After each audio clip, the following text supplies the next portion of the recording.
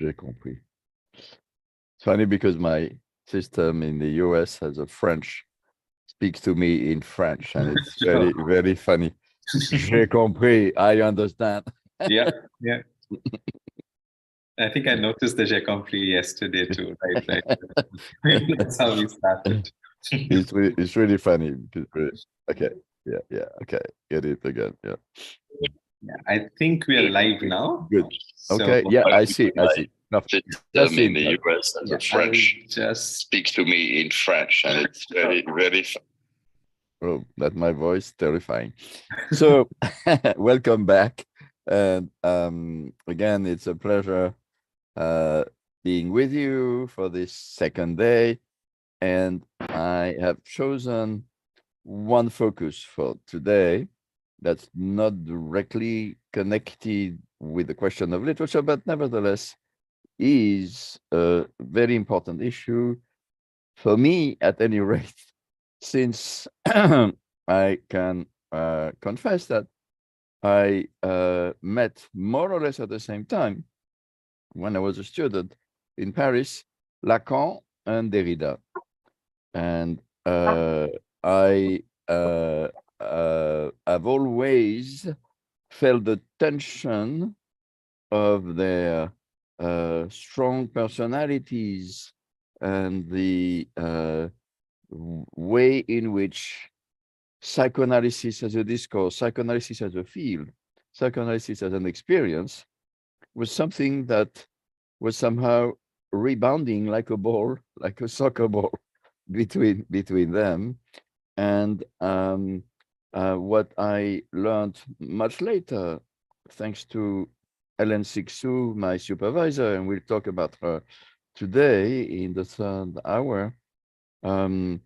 She had met Derrida when she has just come to Paris by chance. She heard him give a talk as a student and was impressed, and also was in a way hired by Lacan to give Lacan private tutorials about Joyce. And so what she told me, but everybody I knew who knew Lacan well could say the same thing, which is that somehow Lacan imagined that he had given Derrida all his concepts and that Derrida should have been thankful, and that instead Derrida never acknowledged and attacked him relentlessly, and that he felt wounded. But there was a question, psychoanalytic question, we might say, of paternity of certain ideas. And this is why I don't want to spend too much time on the biographical element, although that has been, I think, discussed at some length. We know it in Odinesco's book on Lacan and in Peter's biography of Derrida, the missed encounter between Lacan and Derrida. In retrospect, we can say that it could not have happened. What we know is that at some point, Lacan entertained hopes that Derrida would be his philosopher, as it were, and would explain his thinking. He had found somebody who he thought understood him, and there was a terrible clash. Lacan made quite a number of blunders, and Derrida always felt very suspicious.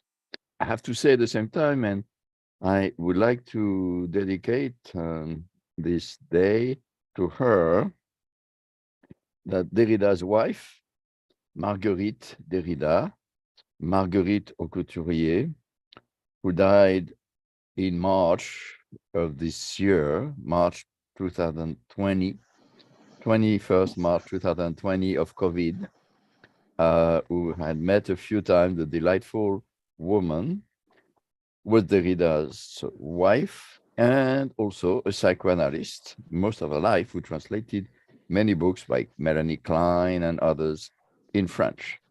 So indeed, from the point of view of someone like Lacan, it looked like the perfect match. He was a brilliant young philosopher who knew Freud and who had a wife who was a psychoanalyst, and therefore could help the Lacanian school progress and so on. It was not to be. What I plan to be doing today to examine as rigorously as can be done in a few hours, of course, the whole file is to see why Lacan could believe, first of all, that he had anticipated Derrida's philosophy. And we'll see that in the first text, we'll study a little bit closely Derrida's Freud and a scene of writing that Derrida begins by saying, no, deconstruction is not an application of psychoanalysis to philosophy. This is how he was read. He was read as being psychoanalytic. And indeed, as has been noted, it is about psychoanalysis that he has made the most numerous number of statements throughout his life, and there's a whole file there. I will only talk about the beginnings because this is where we can see the roots of this missed encounter, of this dialogue that aborted. So, in order to understand, and we'll see this in a minute, who Lacan was, the simplest statement I can make is that Lacan had, in the 50s, trumpeted a return to Freud. That is, he thought that most we have slight noise. Most psychoanalysts in mostly the English-speaking world, according to Lacan, and he had a point, had betrayed the thought of Freud, had not read Freud well, and had not read the early Freud. And one of the things that Lacan insisted upon was to read the very early Freud, the Freud of the Project for the Scientific Psychology, the Freud of the Letters to Fliess. And indeed, if one was a disciple of Lacan, one would go to those texts immediately. The first text that Lacan insisted upon, and he took many concepts from it, including the famous concept of the thing, das Ding, was this famous project. And here I have to say, I recognize Lacan's genius because today, thinkers like Mark Solms, who is in charge of the new edition of Freud's standard edition in English that will be revised heavily under his supervision, and who is a neuro scientist, but also a psychoanalyst, takes this text, very early text, as a basis for Freud. So I'll just share with you 3 pages from it.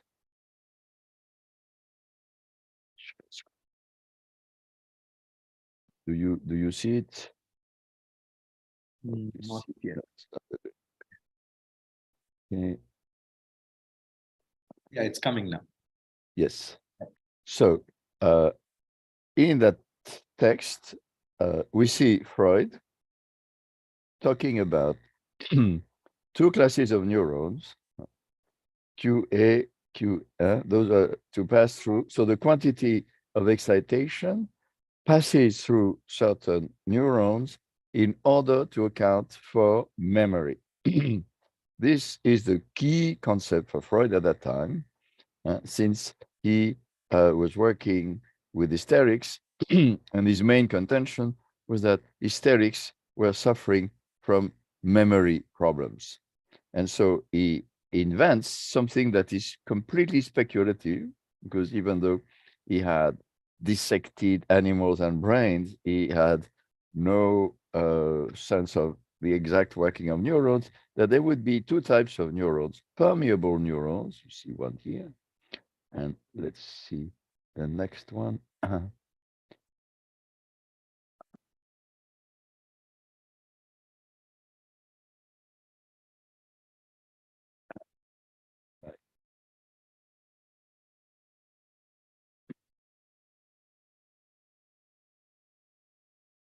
I hope I can find it. Yeah, that's it.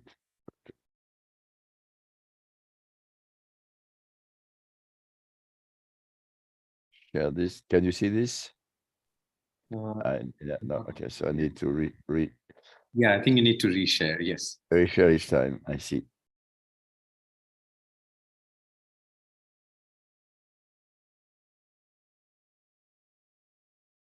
So, because Yeah. if you have read Derrida, Derrida's text on Freud and the scene of writing, Derrida spent a long time, and I will go very fast through it, but you need to see a little bit what Freud is writing, that Freud invents a whole system of neurons, different neurons, that equals here phi and psi, Greek letters that correspond, we might say, phi to philosophy and psi to psychoanalysis, I put it like this, and that there is something, so this is the complicated concept Freud invents. We shall describe the state of the contact barriers as the degree of facilitation, Bahnung. Facilitation, so here you have this note. This is one of those terms that Derrida goes back to endlessly in his essay. Facilitation is not so good.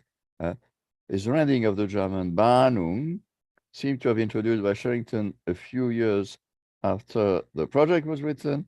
The German word, however, was already in use.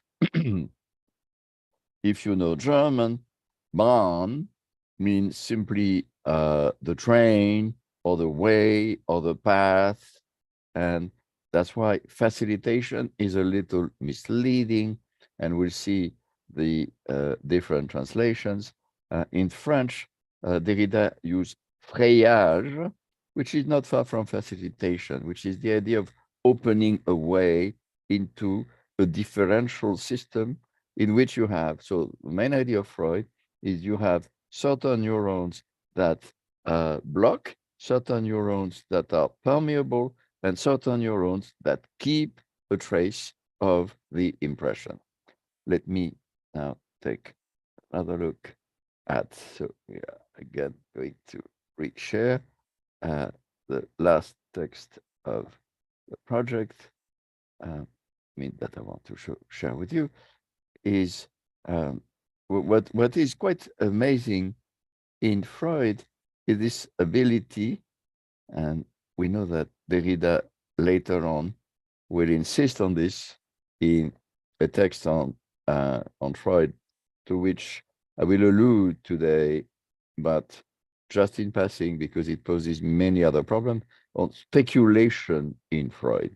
And basically, Derrida insists upon the fact that Freud was a speculator, that is somebody who is a sort of bold thinker who throws concepts, hypotheses, and is also perhaps more of a philosopher than he imagined.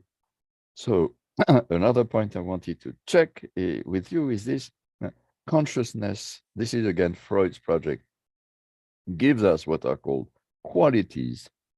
And so indeed, in the early Freud, this was a key issue, what he called the qualitative or the quantitative approach, terms that he borrowed from the psychology of his time.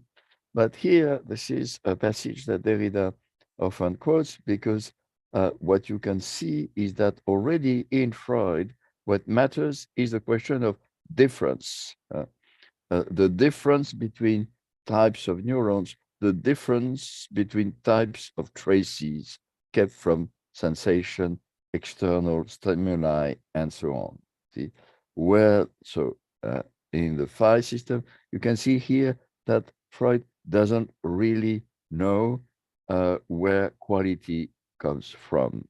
And this is a question that I have treated in a recent book in French about the joke, the witz, the transformation of the quantitative, the strength of the impact of those impressions on the brain that somehow constitutes the unconscious, thanks to repression and all those mechanisms that Freud analyzes, is fundamentally seen as a certain type of differential organization.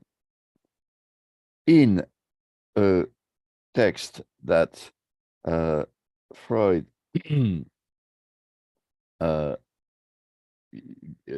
writes 1 year later after the project, the famous, so here I will give it to you in the double translation. I hope you can see it. It's a little small.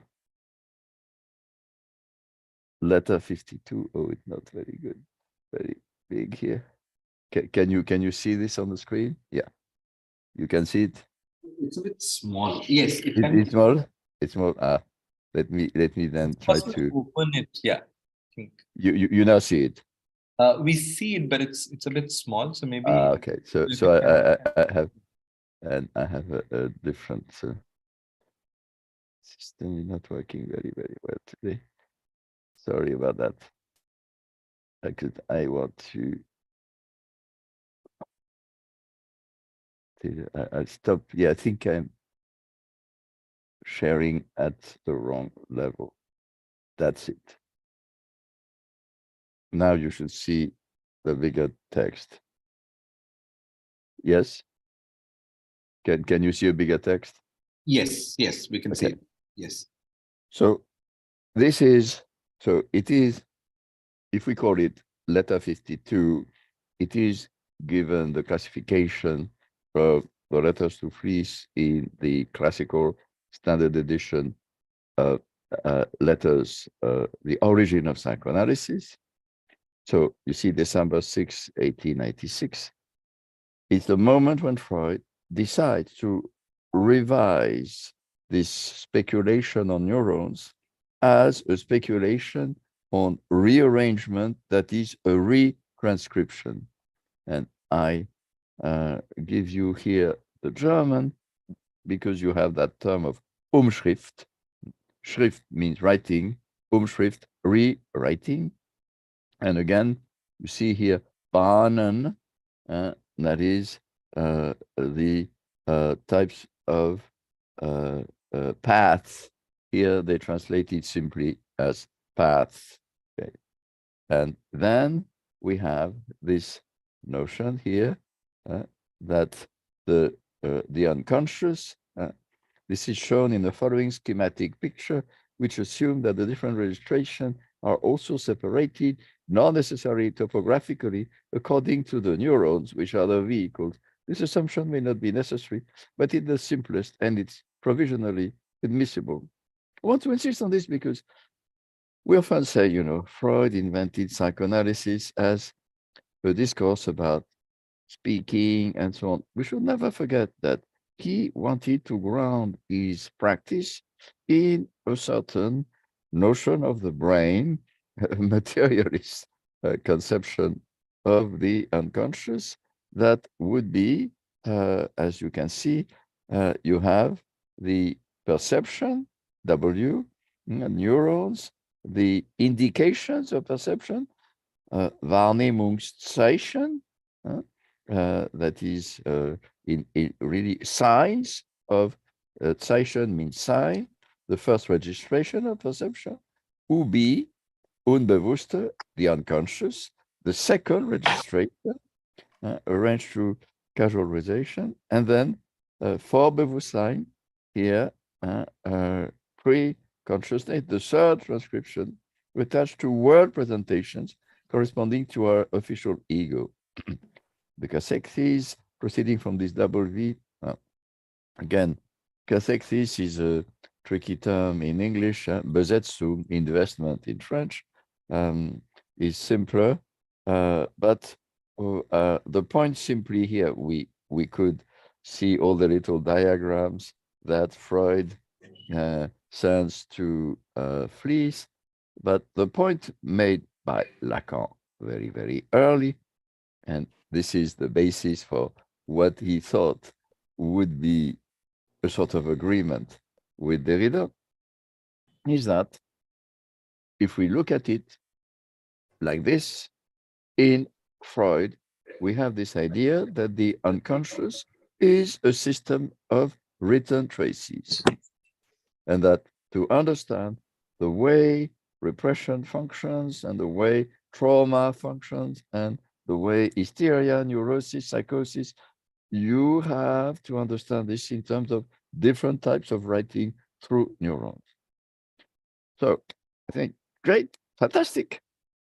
Freud has invented Derrida's grammatology, and we have solved the problem.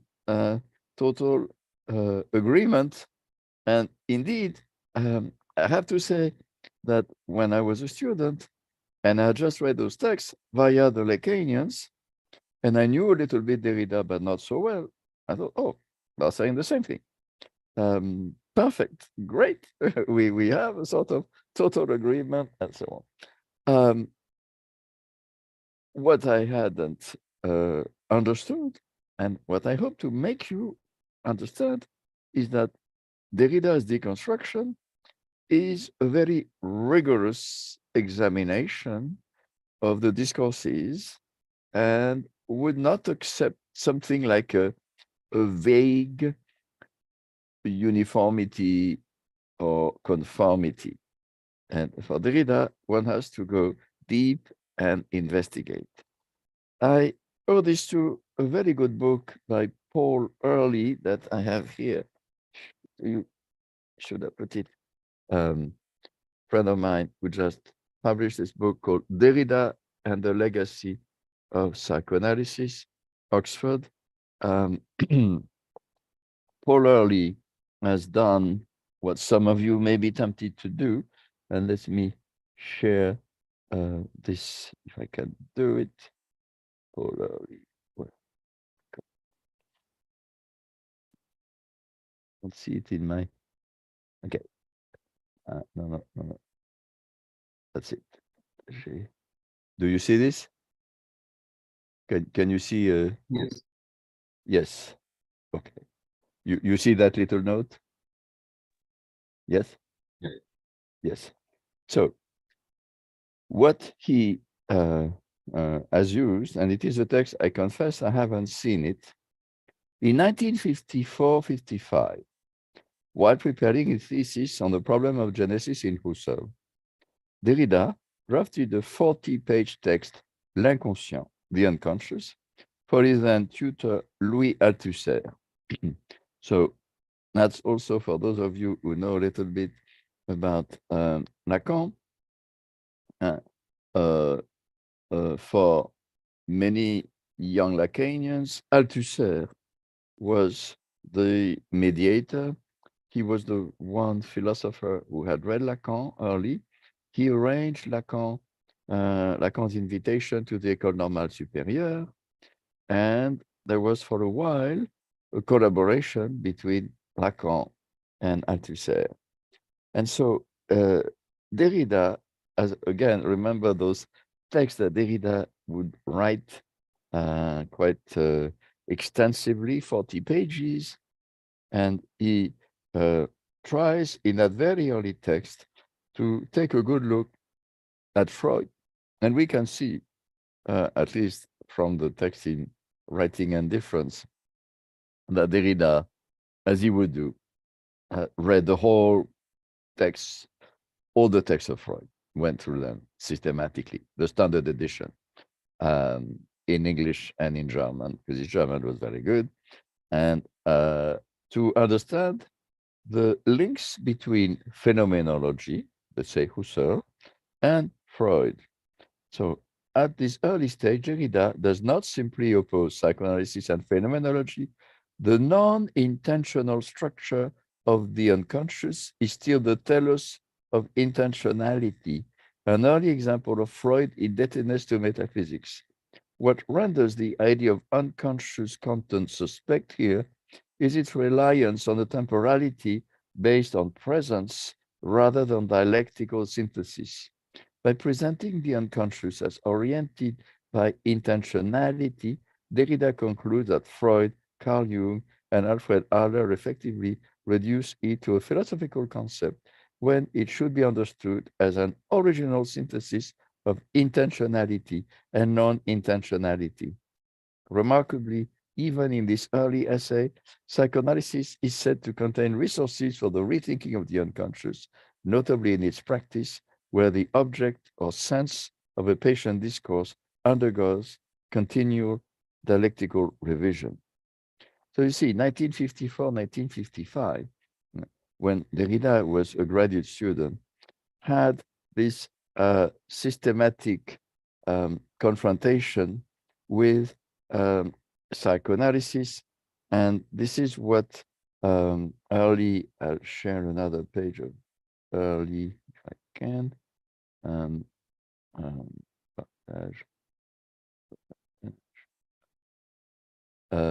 Early, at least, no, it doesn't appear, is, yes, it's up here. When Derrida, as he says, when Derrida returns to speculation on Freud in the postcard, what the key is Freud's concept of breaching, Bahnung, and what one can say of Freud's metaphysics of what remains of a metaphysics of presence, even though there is this theme of writing that is absolutely central in the early Freud. And so from this text, we can jump to the famous text of the magic writing pad. And I'll just show you, I don't know whether you know that text by Freud. Here I have it in the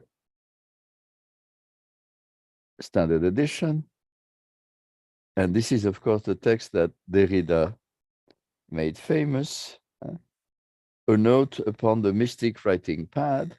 We return to it because Derrida quotes it at some length in his essay, but Freud begins with this question of memory. If I distrust my memory, neurotics, as we know, do so to a remarkable extent, but normal people have every reason for doing so as well. We know that if you read Freud's psychopathology of everyday life, it's a question of forgetting that proves, as it were, the existence of the unconscious. Basically, Freud analyzes his own moments when he forgets a name, like Signorelli, or forgets a date, or mixes up names, and so on.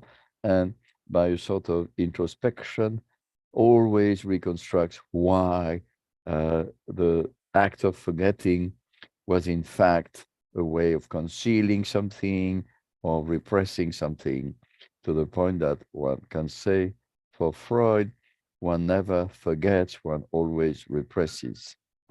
So this is for an important text because it shows to readers who are not convinced maybe by Freud's treatment of neurosis that the unconscious exists in everyday life and that it is connected with the working of memory. And here, see, what Freud's problem is always both a quantitative and a qualitative problem.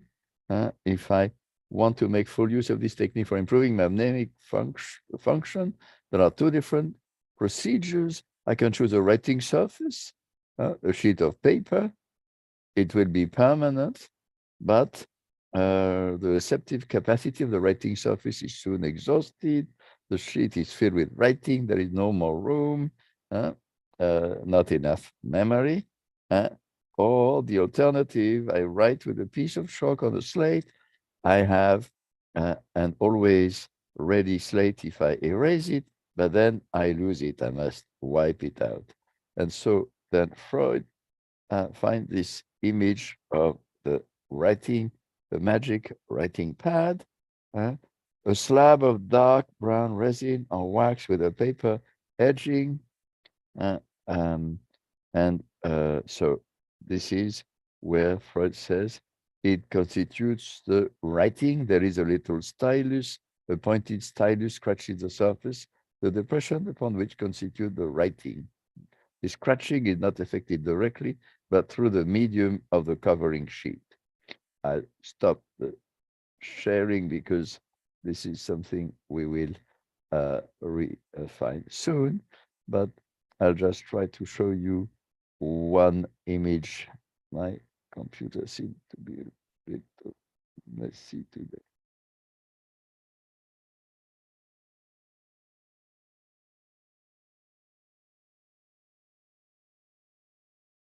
Okay.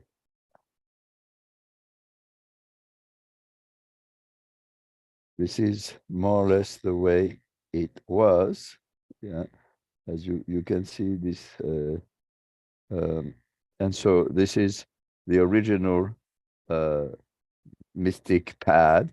You see the little stylus here, and you can here you have a little flap to pull up the divider, and then the writing disappears.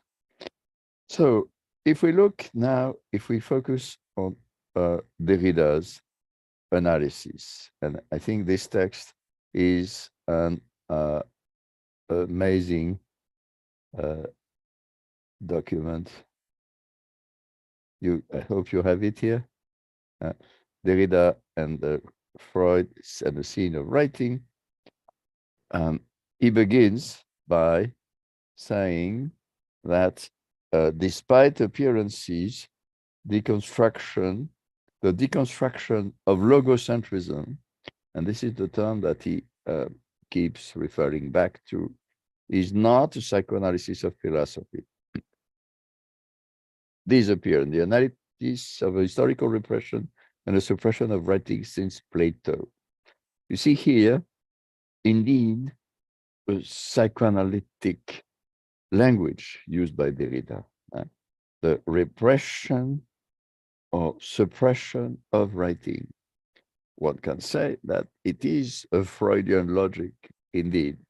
In other texts written about this at the same time, Derrida is arguing that the idea, the thinking of writing, has always been reduced, has been repressed by what one might call, remember, with Heidegger, Western metaphysics, starting with Plato, by saying writing is dangerous. Remember the idea of the pharmacon, the poison, the remedy, and so on. And what counts is pure memory, and so on. So this repression constitutes the origin of philosophy as episteme and of truth as the unity of logos and phonics. Derrida adds repression, not forgetting, repression, not exclusion, repression, as Freud says, neither repairs nor flees nor recluse, it contains. One could say that indeed Derrida is not that far from the discourse of psychoanalysis. However, he has an unsuccessful repression on the road to historical dismantling, and he sees himself as the vanguard of a historical shift in that dismantling. It's that dismantling that interests us, that unsuccessfulness which confers upon its becoming a certain legibility and limits its historical opaqueness. Repressions, he quotes Freud, that have failed will, of course, have more claim on our interest than those which may have been successful, for the latter will for the most part escape our examination. I want to take this as an opportunity to say that indeed, I think, and it's rare to see a sort of conceptual revolution that can be credited to one single man, one single writer. And this is the case with Derrida. He has indeed brought about by his thinking and this idea of deconstruction, a dismantling of the simple idea that most of us at that time would take as a given, that there was always first a voice and then writing as something that would follow it to represent it. this is what he wants to question and perhaps subvert logophonocentrism. However, here you can see the moment when Derrida announces that there is no truth, no truth with Freudian theory. All these concepts, without exception, all the concepts of Freud belong to the history of metaphysics. That is to the system of logocentric repression. So Derrida here said, no, Freud is not the revolutionary mind who could have brought to us this new thinking, this dismantling. One has to dismantle Freud as well. And so, see, it's neither a question of following Jung, nor a question of following the Freud concept. And so here, and the question of Jung is interesting for those of us who know that, in fact, Lacan was interested in Jung and met Jung at least twice, and went to see Jung very early while he was attacking classical Freudian psychoanalysis. But I mentioned Marguerite Derrida. She was not a Jungian. She was a classical Freudian at the École de Paris, but she was not a Lacanian, of course. So what Derrida is saying, it's not a matter of choosing within psychoanalytical discourse another school, like Winnicott against Lacan, or Jung against Freud, or Melanie Klein, and so on. No, Freud for Derrida is better than Jung, although one should not exclude Jung. And there is this need, as he says, for an immense labor of deconstruction of the metaphysical concepts that haunt psychoanalysis, that are condensed and sedimented within Freud's precautions. And then here is the point with which I personally am slightly in disagreement, but it would take a very, very long time to make explicit the necessity of an explicit question concerning the meaning of present general, a comparison of the undertakings of Heidegger and of Freud, which then becomes, I would say, one of Derrida's leitmotifs. One of the reproaches that Derrida levels at Freud, mostly in the later texts, like the postcard, is that Derrida and Heidegger, so Freud and Heidegger, are caught up in a certain logic of the historicity of the death drive. And here, if one looks at the text more carefully, I think, at least I would say this, that Freud's thinking is not at all a Heideggerian version of the death drive.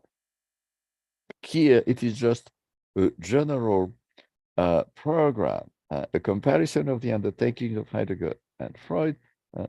The epoch of presence in the Heideggerian sense is central support from Descartes to Hegel. Presence as consciousness, self-presence conceived within the opposition of consciousness to unconsciousness. The concept of the archive trace and difference, why they are neither Freudian nor Heideggerian. Here we can agree, indeed. This idea of an original trace is not Heideggerian, and maybe it is Freudian, but Derrida will try to show that it is not. Lacan would have imagined that the trace, the Bahnung, is something that would be Freudian and Derridian at the same time. So this is the first part of the text. I will just go through it very quickly to show how Derrida can go at Freud. He says our aim is limited, in fact, not so limited. And what he does, and that's why I go fast. He will retrace the evolution of Freud from the early text to the mystic writing path. And so at this point, one can say that if we take deconstruction to be a method of reading, you could say it is a thematic reading. We can imagine young Derrida taking all the volumes of the standard edition and looking for references to writing, to inscription, to all those metaphors that of knotting and so on, and to see whether we find traces of phonocentrism, phonologism, and so on. So, and also going back to his philosophical culture, from Plato to Aristotle, scriptural images have regularly been used to illustrate the relationship between reason and experience, perception and memory. And this would be an important, I would say, reproach almost addressed to Freud, that the idea of writing is only a sort of tool to teach, a modelization, an example, a metaphor, as you want, but not exactly the reality of the unconscious. Whereas Derrida would want the writing to be the unconscious. The structure of the psychical apparatus will be represented by a writing machine. And so this is that central question. And I think this is one of the questions that Derrida keeps posing to Lacan. We'll return to it when we see how Derrida discusses Lacan. The function of the little example, or for instance, the function of a text taken as a modelization of a structure, the structure of the unconscious, the structure of interpersonal relationships, and so on. So, breaching and difference. Breaching, let's not forget, is another translation here for Bahnung, this path making. So, from the project from 1897, 95 to 1925, a progression, a problematic of breaching is elaborated to conform increasingly to a metaphorics of the written trace. And so leading to the Wunderblock. Then Derrida, and here I will go fast, just follows very, very slowly all the terms of Freud's early project, the difference between the neurons, we've seen this. We know that psychic life is neither the transparency of meaning nor the opacity of force, but the difference within the exertion of forces, as Nietzsche had already said. And here we see Derrida inserting a philosophical reference in Freudian discourse. Indeed, was something that Nietzsche had made his main, let's say, battle horse in this idea that force was already there and force is difference. And indeed, we know that Freud had read a little bit of Nietzsche and was afraid of being thought too Nietzschean, and didn't want to read too much Nietzsche because he felt that Nietzsche had anticipated him. So this is not contradictory with Freud. Freud acknowledged, and I had the opportunity to work on this recently in discussions in the 20s, Freud would often send back his interlocutors to Nietzsche if they didn't accept his views. And then we have a long analysis on the idea of differing. And here, I have to say, Derrida jumps ahead a little bit and talks about differing as difference and economy of death. Is not already death at the origin of life, which can defend itself again only through an economy of death, through deferment, repetition, reserve. And here he's sending us to beyond the pleasure principle. He's not totally rigorous here because he jumps ahead. And I think this is one of the little mistakes Derrida makes in reading Freud. That is, he misreads beyond the pleasure principle. He assumes that beyond the pleasure principle, as I've said, is a Heideggerian text, and that there would be an economy of death out of which one cannot escape. Okay. But otherwise, he returns to all those texts we have rapidly surveyed. He insists upon this term of difference. And I have to say that it is in that text on Freud that you have the best definition of what difference is. There's a little essay called Difference, but this one is more, I would say, accurate and precise because it mentions the link, which is quite important, between the Freudian text, which is so central, of Nachträglichkeit, and that is deferred action. One translates it in English usually as deferred action, but Verspätung, that is to postponing, to postpone to deferral in English.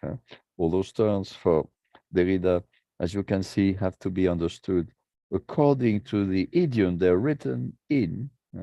And so it's important to understand that German will have a certain way of positing the problem, but nachträglich literally means something that will be brought to bear upon something afterwards. Nach, after, tragen, to bring. It is this central concept of Freud, of course, because it already presupposes the idea of a rewriting. The unconscious is not just a mechanism of inscription and of traces that then disappear, but have been, in a sense, pushed on the in another dimension, in another layer that we cannot retrieve. So that's how Freud seems to imagine the unconscious quite at the beginning, but it is also, as he sees very quickly, and already in letter 52, a mechanism by which we rewrite the past. And this is, of course, very important for the question of trauma. This is what Derrida knows, and he pays homage. The irreducibility of the effect of deferral, such no doubt is Freud's discovery. Freud exploited the discovery in its ultimate consequences beyond the psychoanalysis of the individual, and he thought that the history of culture ought to confirm in Moses and monotheism the efficacy of delay and of action subsequent to the event is at work over a large historical interval. The problem of latency, moreover, is in highly significant contact with the problem of oral and written tradition. So here Derrida seems to accept Freud's analysis, at least in Moses and monotheism. However, he's still at work on trying to understand whenever Freud betrays resistance to what his own thinking is bringing to the fore. And this is how he will tend to read Freud, that is to find moments when Freud simply seemed to believe, nevertheless, in the metaphysics of presence. And so this is the second section, the print and the original supplement, letter 52. We've seen it. We're not going to Derrida once more gives you all the terms, and he analyzes them. The idea of facilitation, Bahnung, that we find in analysis of the Wolfman, Traumdeutung, possession of dreams, the Traumbuch, and the fact that in German, a brief, a letter is less ambiguous as in French or English, because in French, lettre is both a letter and that you mail and a letter that you write, not in German. And so a letter epistola, written with letter literae, a document composed of phonetic signs, is an important distinction to remember. Freud mentions Artemidorus, one of those who were working on hieroglyphics, and Father Kircher, a Jesuit who believed he had understood Egyptian, and then a philosopher that Derrida will later on discuss at some length, Warburton, who was comparing the unconscious, one might say, oneirocritics with the Egyptian writing. And so this is a long quote from Warburton. This is something that Derrida adds completely to Freud. And I put this in bold because this is the key. Derrida writes, "It is here that the Freudian break occurs. Freud doubtless conceives of the dream as a displacement similar to an original form of writing which puts words on stage without becoming subservient to them. He's thinking here, no doubt, of a model of writing irreducible to speech, which would include, like hieroglyphics, pictographic, ideogrammic, and phonetic elements. But he makes of psychical writing so original a production that the writing we believe to be designated by the proper sense of the word, a script which is coded and visible in the world, would only be the metaphor of psychical writing." And so here we can see that he is talking about the interpretation of dreams. And he shows that in the interpretation of dreams, Freud has found this idea of an original writing in dreams. However, it will be said, Freud translates all the time. That is, that he has found a way of decoding, and this is not so positive for Derrida.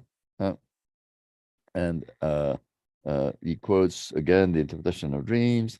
"Indeed, dreams are so closely related to linguistic expression that Ferencius truly remarked that every tongue has its own dream language. It is impossible as a rule to translate a dream into a foreign language, and this is equally true, I fancy, of a book such as the present one.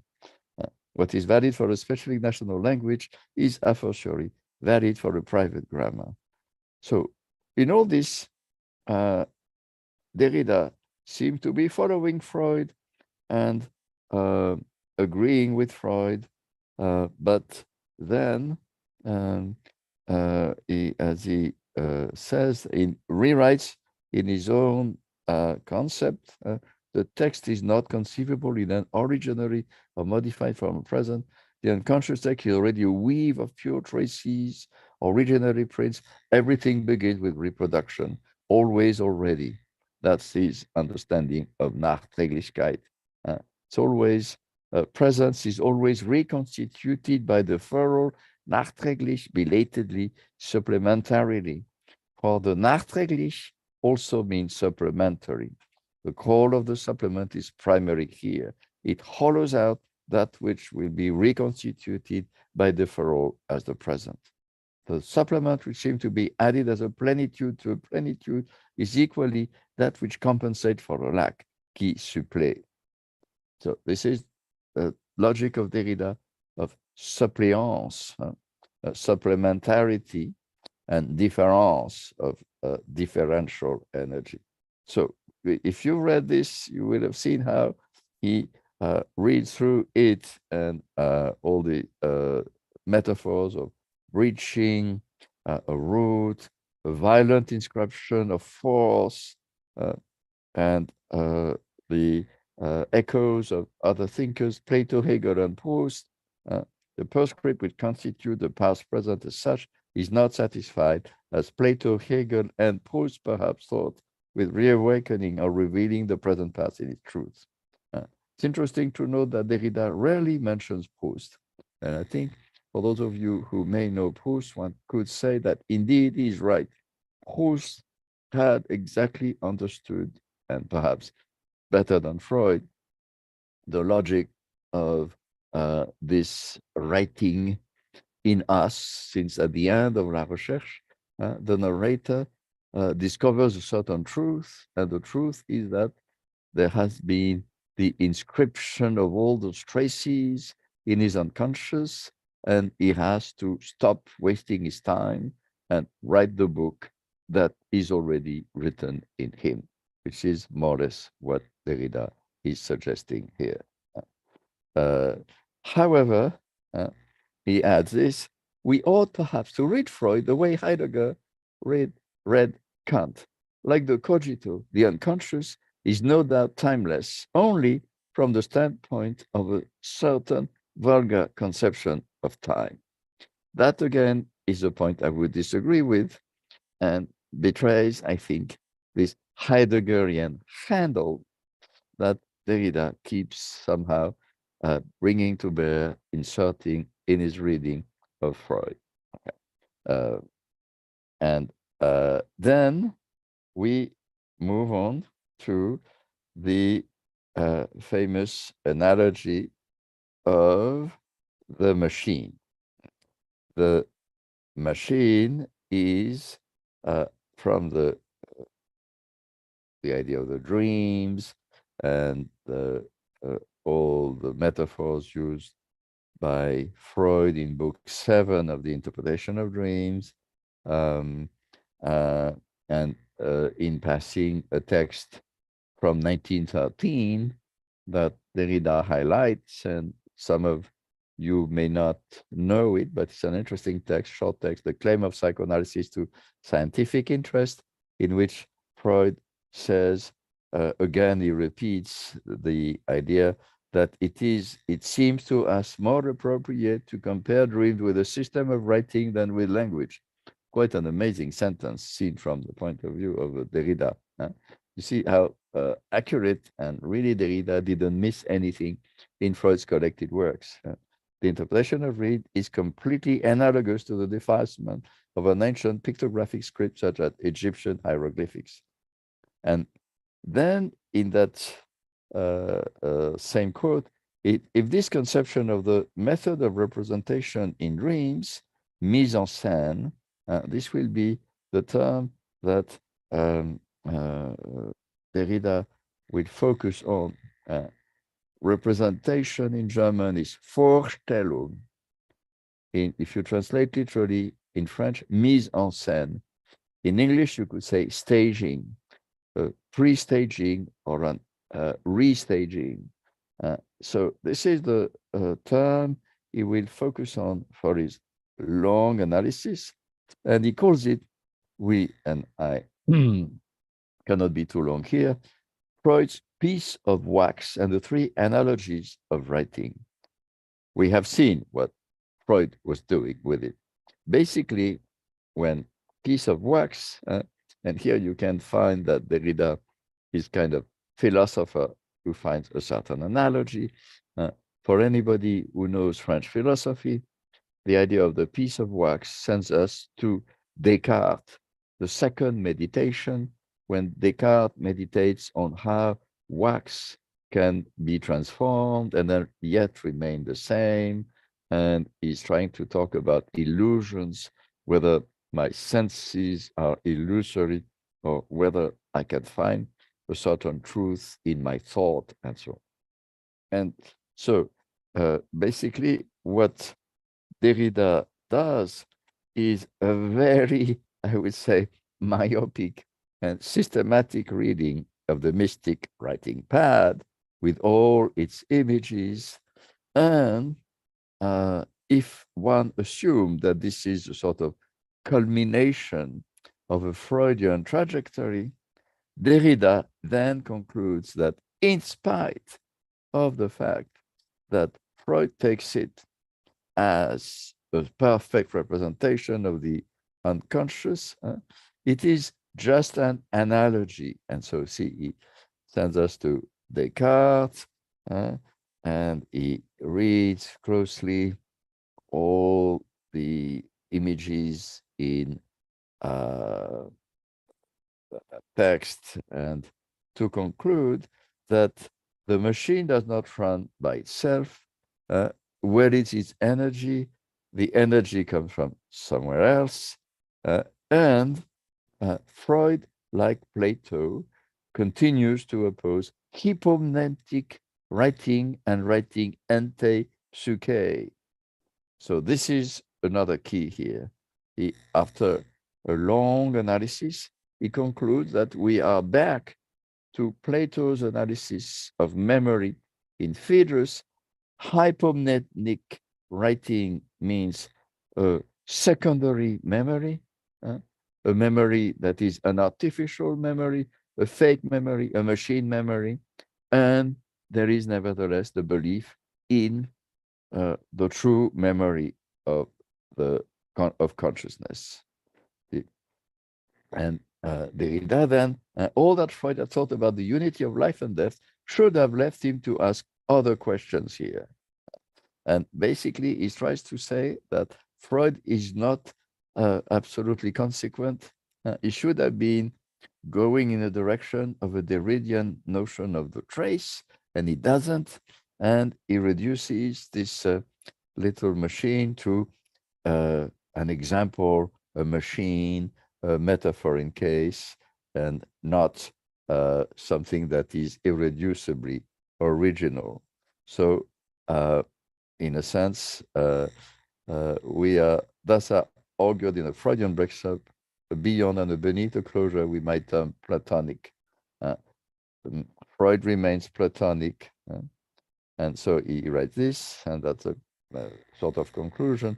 Freud performs for us the scene of writing, like all those who write, and like all those who know how to write, he let the scene duplicate, repeat, and betray itself within the scene. It is Freud then whom we're allowed to say what scene he has played for us, from him that we shall borrow the hidden epigraph, the epigraph without the idea we don't know where the Bahnung comes, following the advance of the metaphor path, trade, breed, march, the fraction through neuron, light of wax, wood, or resin, in order violently to inscribe itself in nature, matter, or matrix, following the untiring reference to a dry stylus, writing without ink, and so on. We reveal the model of the metonymy perpetual at work of the same metaphor, obstinately substituting trace for trace and machine. We have been wondering just what Freud was doing. He tells us, worin die Bahnung so bestellt, what path breaking consists. And he stops here. And then you have a sort of big jump with the lecture and all the possible programs that he is suggesting at the end, and questions that he would pose. Pathology, psychopathology, everyday life, history of writing, becoming literal of the literal. That is how he concludes. Here, despite several attempts made by Freud and certain of his successors, meaning Lacan, a psychoanalysis of literature respectful of the originality of the literary signifier has not yet begun, and this is surely not an accident.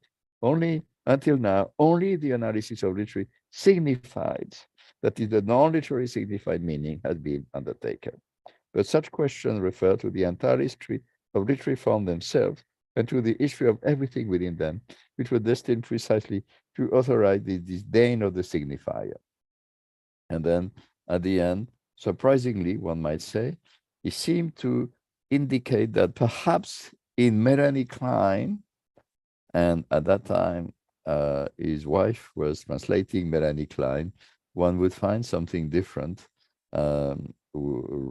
The problem of the archive trace, not its essence, it does not have one in terms of valuation and evaluation. Writing of sweet nourishment, excrement, the trace of seed or mortal gem, wealth or weapon, detritus and or penis, and so on. And then he ends with both the Bible numbers, Ezekiel, the Son of Man, who fills his entrails with the scroll of the law, which had become sweet as honey in his mouth. I'll stop my sharing of this text. I've been going on a little too long. And if you have questions, please do not hesitate to ask. Yes, I have a question. Break, Jean-Michel? Sorry? Shall we take a 5-minute break? Would you like to take a 5-minute break? I think we could take maybe in after that question. Yeah, because yes, that's a good question. Thank you. So I'll read it for everybody. Sir, can you tell please a bit about Derrida Force, in which he had written as a preface to Nicholas Abraham and Maria Torok's book, Wolfman's Magic Word, Derrida concept of the crypt. How is that connected to Freud? Yes, that's a good question, because here is the answer to the question that he was posing at the end of Freud and the Scene of Writing. Derrida believes that Abraham and Torok, who were friends of his, had found a way of talking about the text in a material manner by only paying attention to signifiers. If you know the book, The Wolfman's Magic Word, what they see in the Wolfman is the transformation of one word in Russian, tiret, that is then retranslated in German as Tier, meaning the animal, and that is a sort of original signifier that then generates hallucination, psychosis, and so on. So then they elaborate a system of the crypt, which is a more materialist or material version of the Freudian unconscious. Nicholas Abraham and Maria Torok were both psychoanalysts. They were not Lacanian, but they were friends of Derrida, and they were friends of Marguerite Derrida, and they are, in a sense, they go back to Freud without being Lacanian. So they were Freudian, and the main work for me, the concept of the crypt, is something they elaborate from their long analysis of the Wolfman. And both knew Russian and were able to see that to talk about the Sergei Pankeyev, who was the Wolfman, one needed to know some Russian. And then the question, can you please arc writing? Yes, arche writing for Derrida is simply arche, means the root or the principle. Is this idea that writing is originary, arche writing. Of course, it doesn't mean that writing had always been invented before anything else.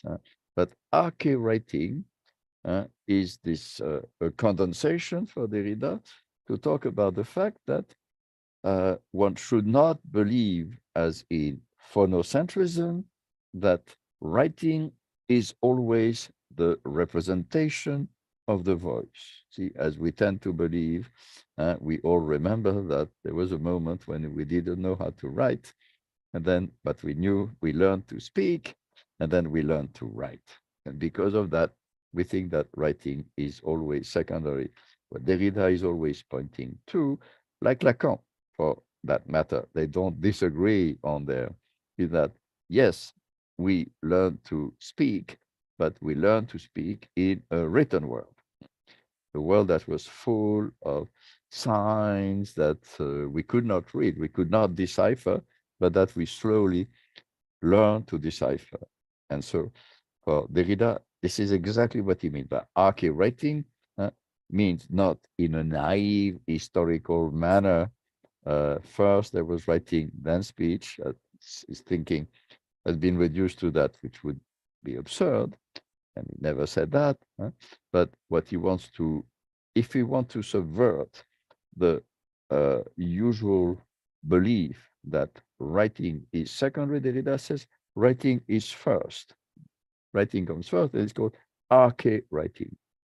And this is why, at the end of his career, he insists on the notion of the archive, the arche archive. The two terms are connected in Greek. Archaeology is also a term that Freud always uses. That is, the archaeology is when you go back through the past and so on. And in the past, Derrida says, there is writing. Okay. How to explain deconstruction? Yes, that's a good question. Could you explain the economy of death that Derrida discusses in relation to beyond the pleasure principle? Yes. I don't know whether you read Beyond the Pleasure Principle. And I decided not to go through this because really we are more talking about literature than philosophy and psychoanalysis. But if you want, I can send you a piece I've published in one of my books. In a very strange passage of Beyond the Pleasure Principle, Freud has found that you cannot just have the simple dichotomy he had invented at the beginning between reality and pleasure. There is a beyond, and this beyond is basically the discovery of the death drive, Todestrieb. And then at some point, Freud thinks, oh, am I being Schopenhauerian here? I am like Schopenhauer, who said that the aim of life is death. Okay. And this is the point that Derrida repeats, that the economy of death is that, simply, that the aim of life is to be bounded by death. Okay. This is the Heideggerian moment. Heidegger, remember we saw this, being towards death, Sein zum Tode in German. We are bounded by an economy of death. That is an economy which ends up by saying, zero gain, you die. That's an economy. It's a closed circle. You cannot exceed that economy. In Derrida's thinking, we'll see this.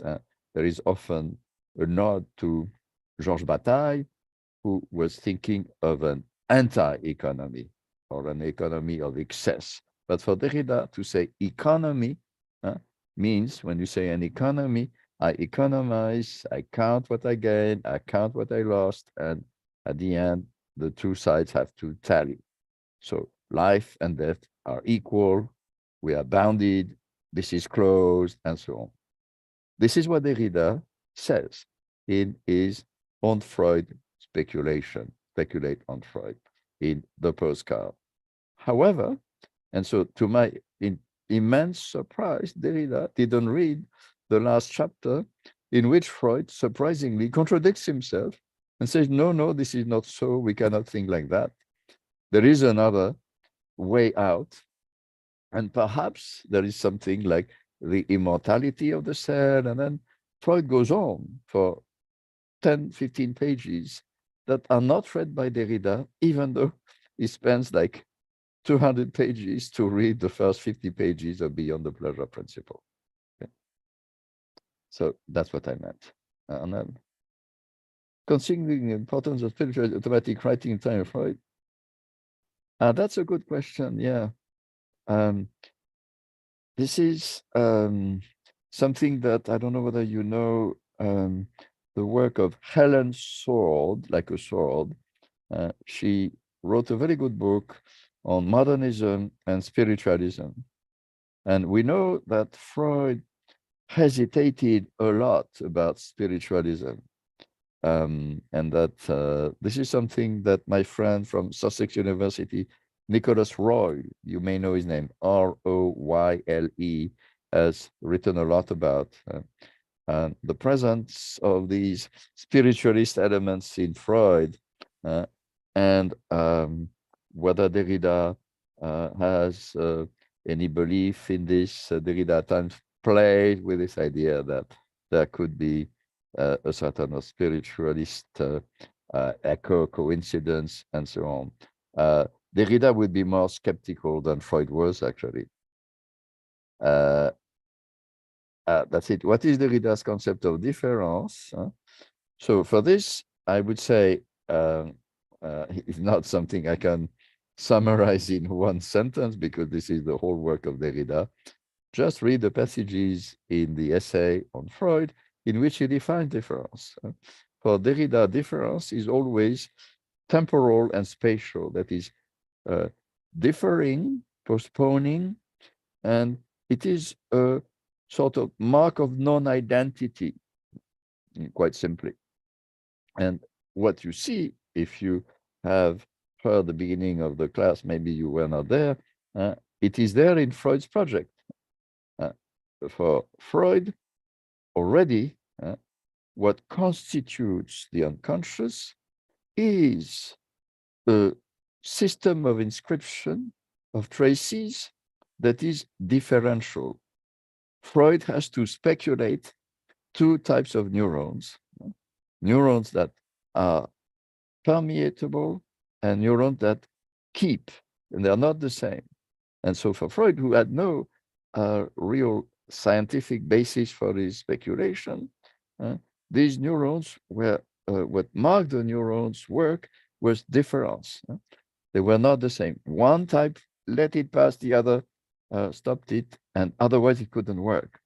In the same way as in the machine, the mystic writing pad, you need to have the hand that traces the little signs, and then the hand that will pull the second sheet and erase and so on. Or if we take any kind of material visualization of writing, if I type in my computer, I can erase, I can save, and so on. So all these inscriptions for Derrida and for Freud are differential.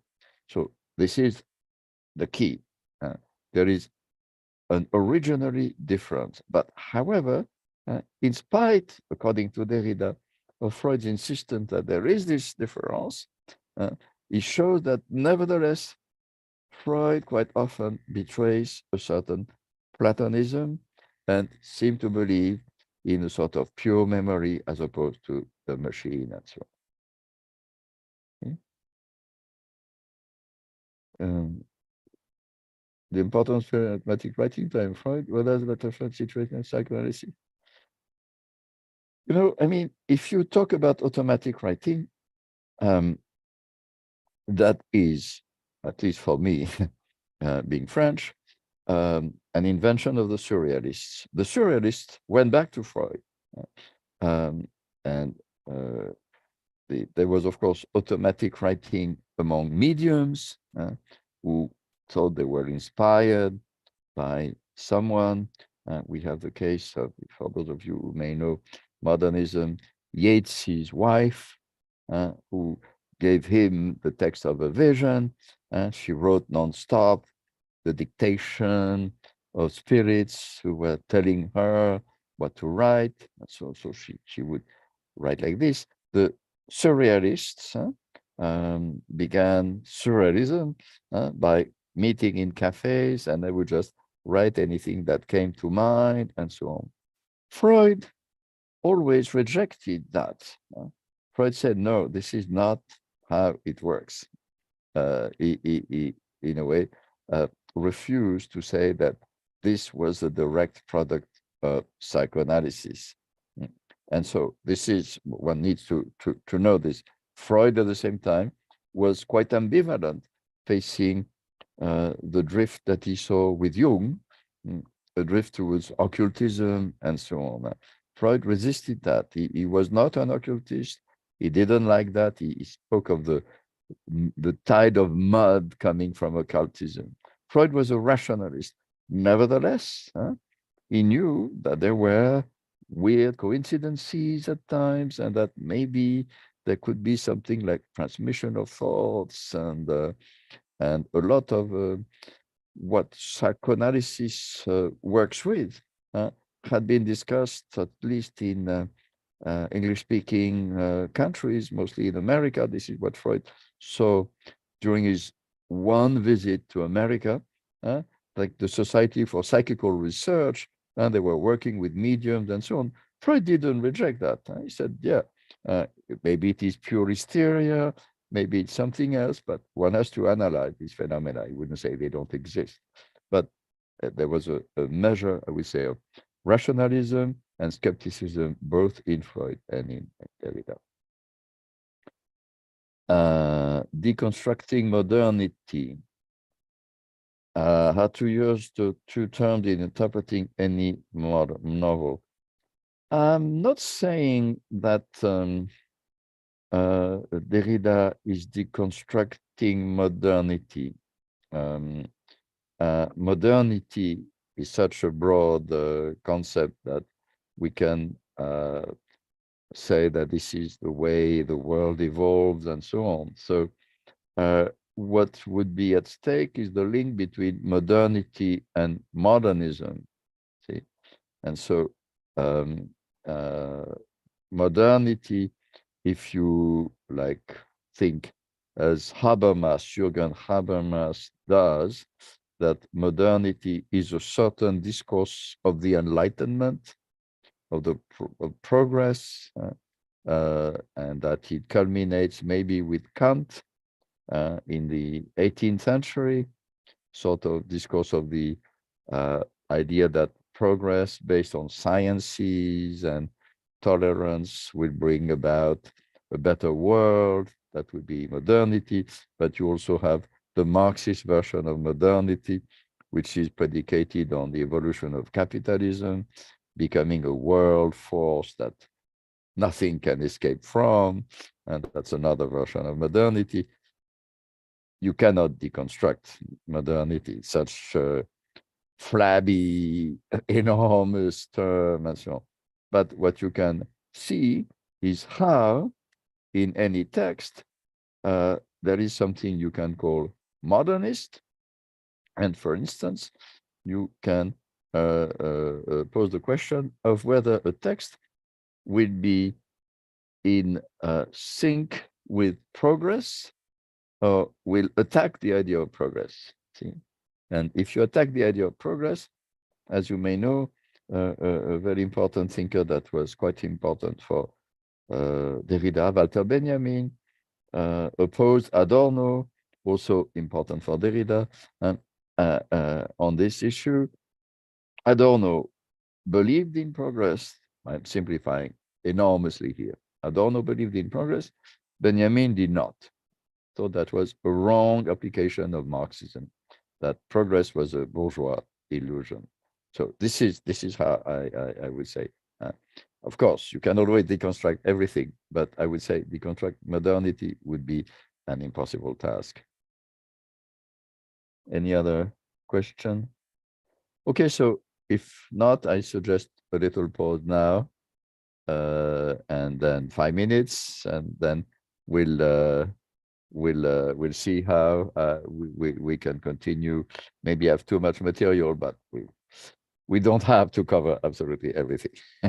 Fine, that's fine. Yeah, please take a break. Yeah. Okay. Thank you. And could I request everyone to switch on their cameras once? We have to do the ritual that we didn't do at the outset today. So if I could please request you to switch on your cameras so that I can take a screenshot. This is one of the things that I've been asked to do for the course. So yeah. I'm still waiting for some more faces, if you will. Thank you. Okay. I'm getting there. Perfect. A bit more maybe.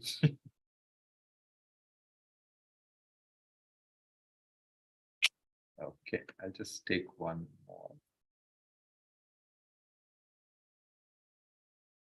Yeah, perfect. Thank you.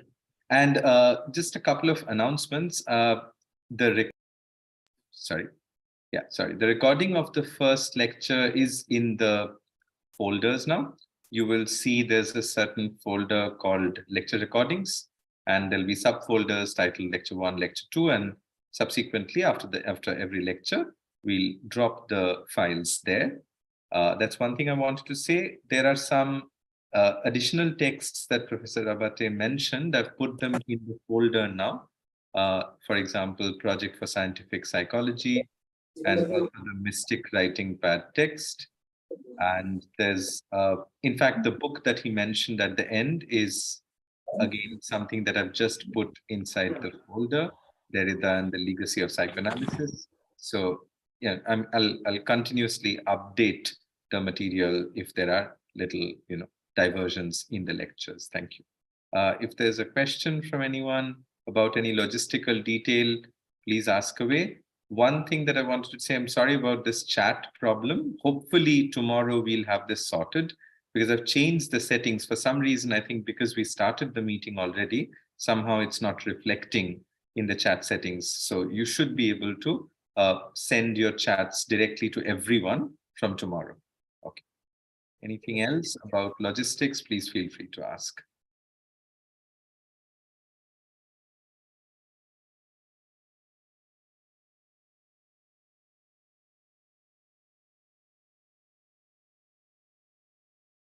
Okay, if there are no logistical questions, we can all take a bio break. Thank you.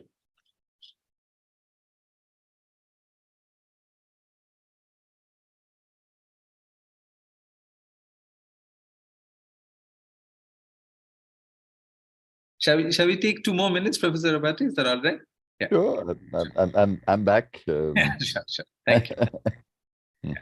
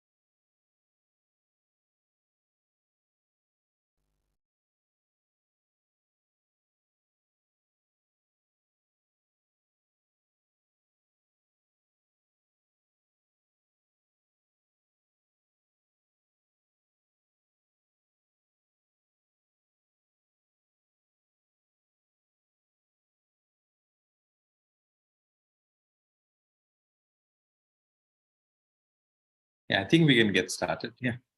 Very good. I am just starting with sharing. Okay, so yeah, we can see it. You can see, yes. So as you can see, with this coupling of Freud and Derrida, there is both a sort of intimate link between Derridian deconstruction. I have to say that in many of the recently published seminars on the death penalty and all the others and all those that are coming, as you may know, for instance, 2 unpublished seminars. There is one from 1970 on literary criticism and psychoanalysis. We don't have it yet unless we go to the EMEC or to Irvine. In 1970-71, psychoanalysis in the text. We don't have that. So there is still a lot to come from Derrida there. It is, I would say, relentless, ferocious, and at times slightly, I would say, in bad faith at times. It doesn't hesitate to move a little bit. It's not so faithful to his own procedures, but with a central question: is psychoanalysis a discourse that can allow one to escape from the Platonism of logocentrism or not? And so this is how he moved on to, so I'm using here the translation um, uh, by in Yale University Press of the purveyor of truth, because as the explained, purveyor has been chosen to render the French term facteur. Facteur, when Derrida published that essay, Facteur de la vérité, as they say, I think no, they don't say this, but that was in 1975. He published it a little earlier in Poétique. This was seen as a declaration of war against Lacan, and it was indeed. And we know that after the publication of that essay, the Lacanians felt that they were attacked by the Derridians, and it made the situation of people like me who were in between more difficult, and one had somehow to choose one's camp. And we know that friends of Derrida, like Kristeva and Solers, rejected him at that time out of fidelity for Lacan.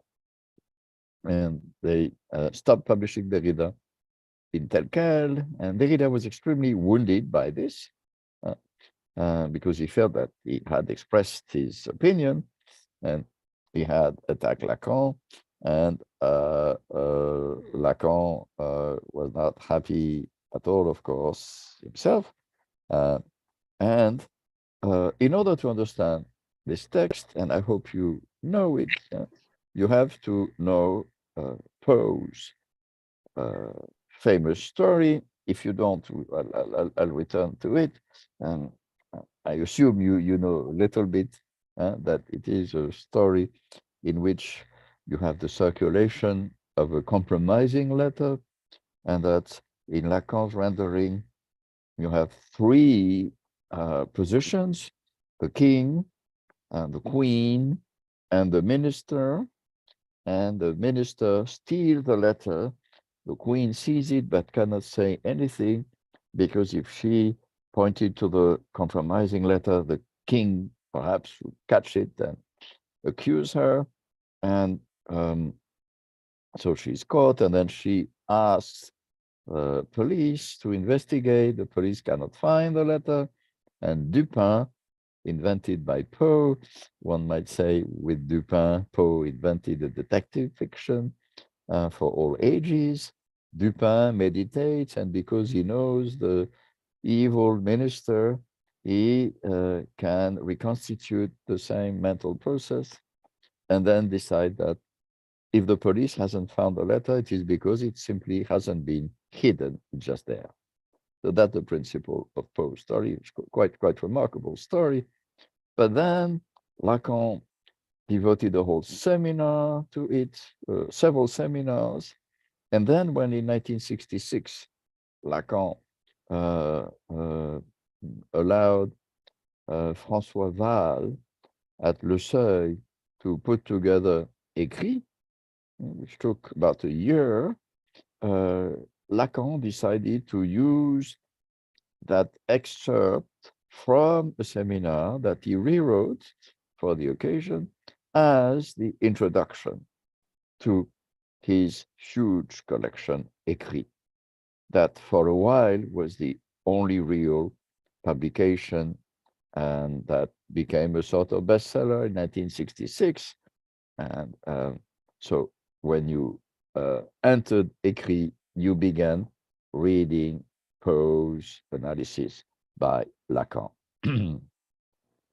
What Derrida, in a witty manner, by call it le facteur de la vérité, as they say, you could call it the purveyor, factor is the mailman.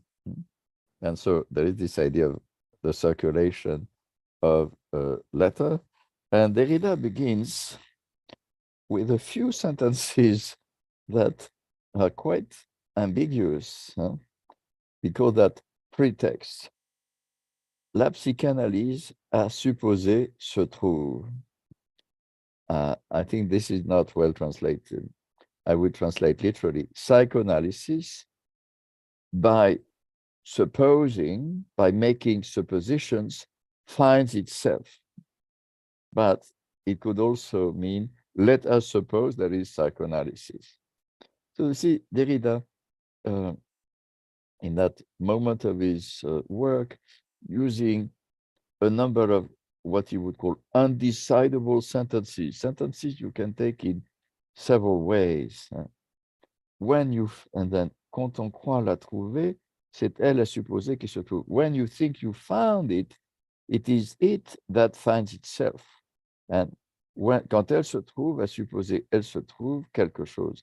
When it is evidence to be supposed, it evidences itself something. So with these sentences, Derrida is trying to point to the slippery nature of psychoanalysis that is both trying to give you a number of presuppositions and theoretical hypotheses. Remember Freud with the neurons and so on, but that is also trying to be unassailable, because you can always be accused of being invested in a certain unconscious manner according to your position if you try to attack it. We know, of course, we don't know how Jacques Derrida and Marguerite would talk about psychoanalysis, but I happen to be married to a psychoanalyst.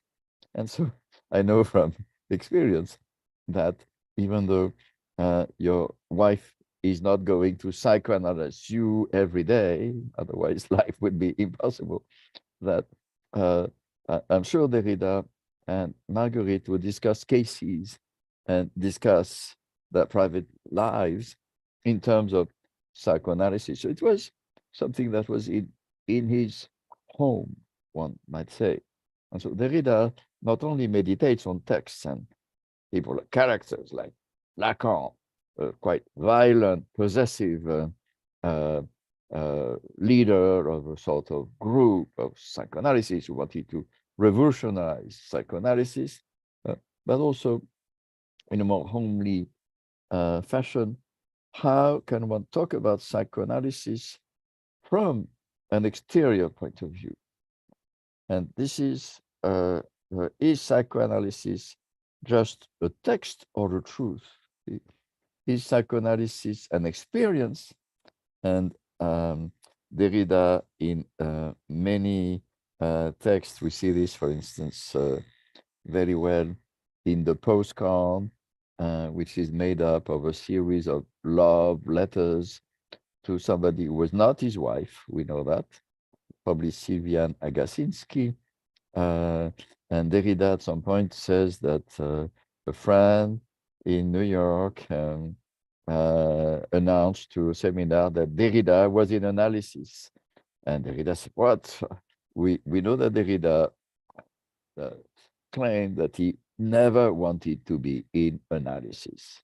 And Lacan, even Lacan, in a seminar, said, I think he is in analysis. And he said, Derrida, again, what do they know? How can they even say this? And indeed, this is not something one should say. And there is a certain animus, we can say, in Derrida's reading of Lacan's interpretation of the text. But before he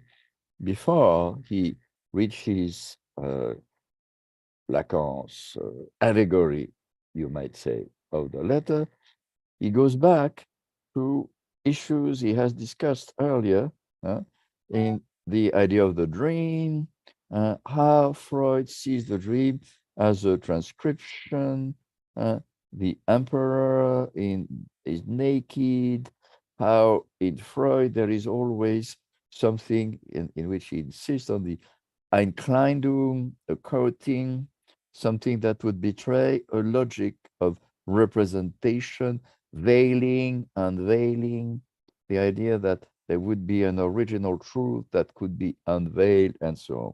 And so here one can say, we can return to this when we find this.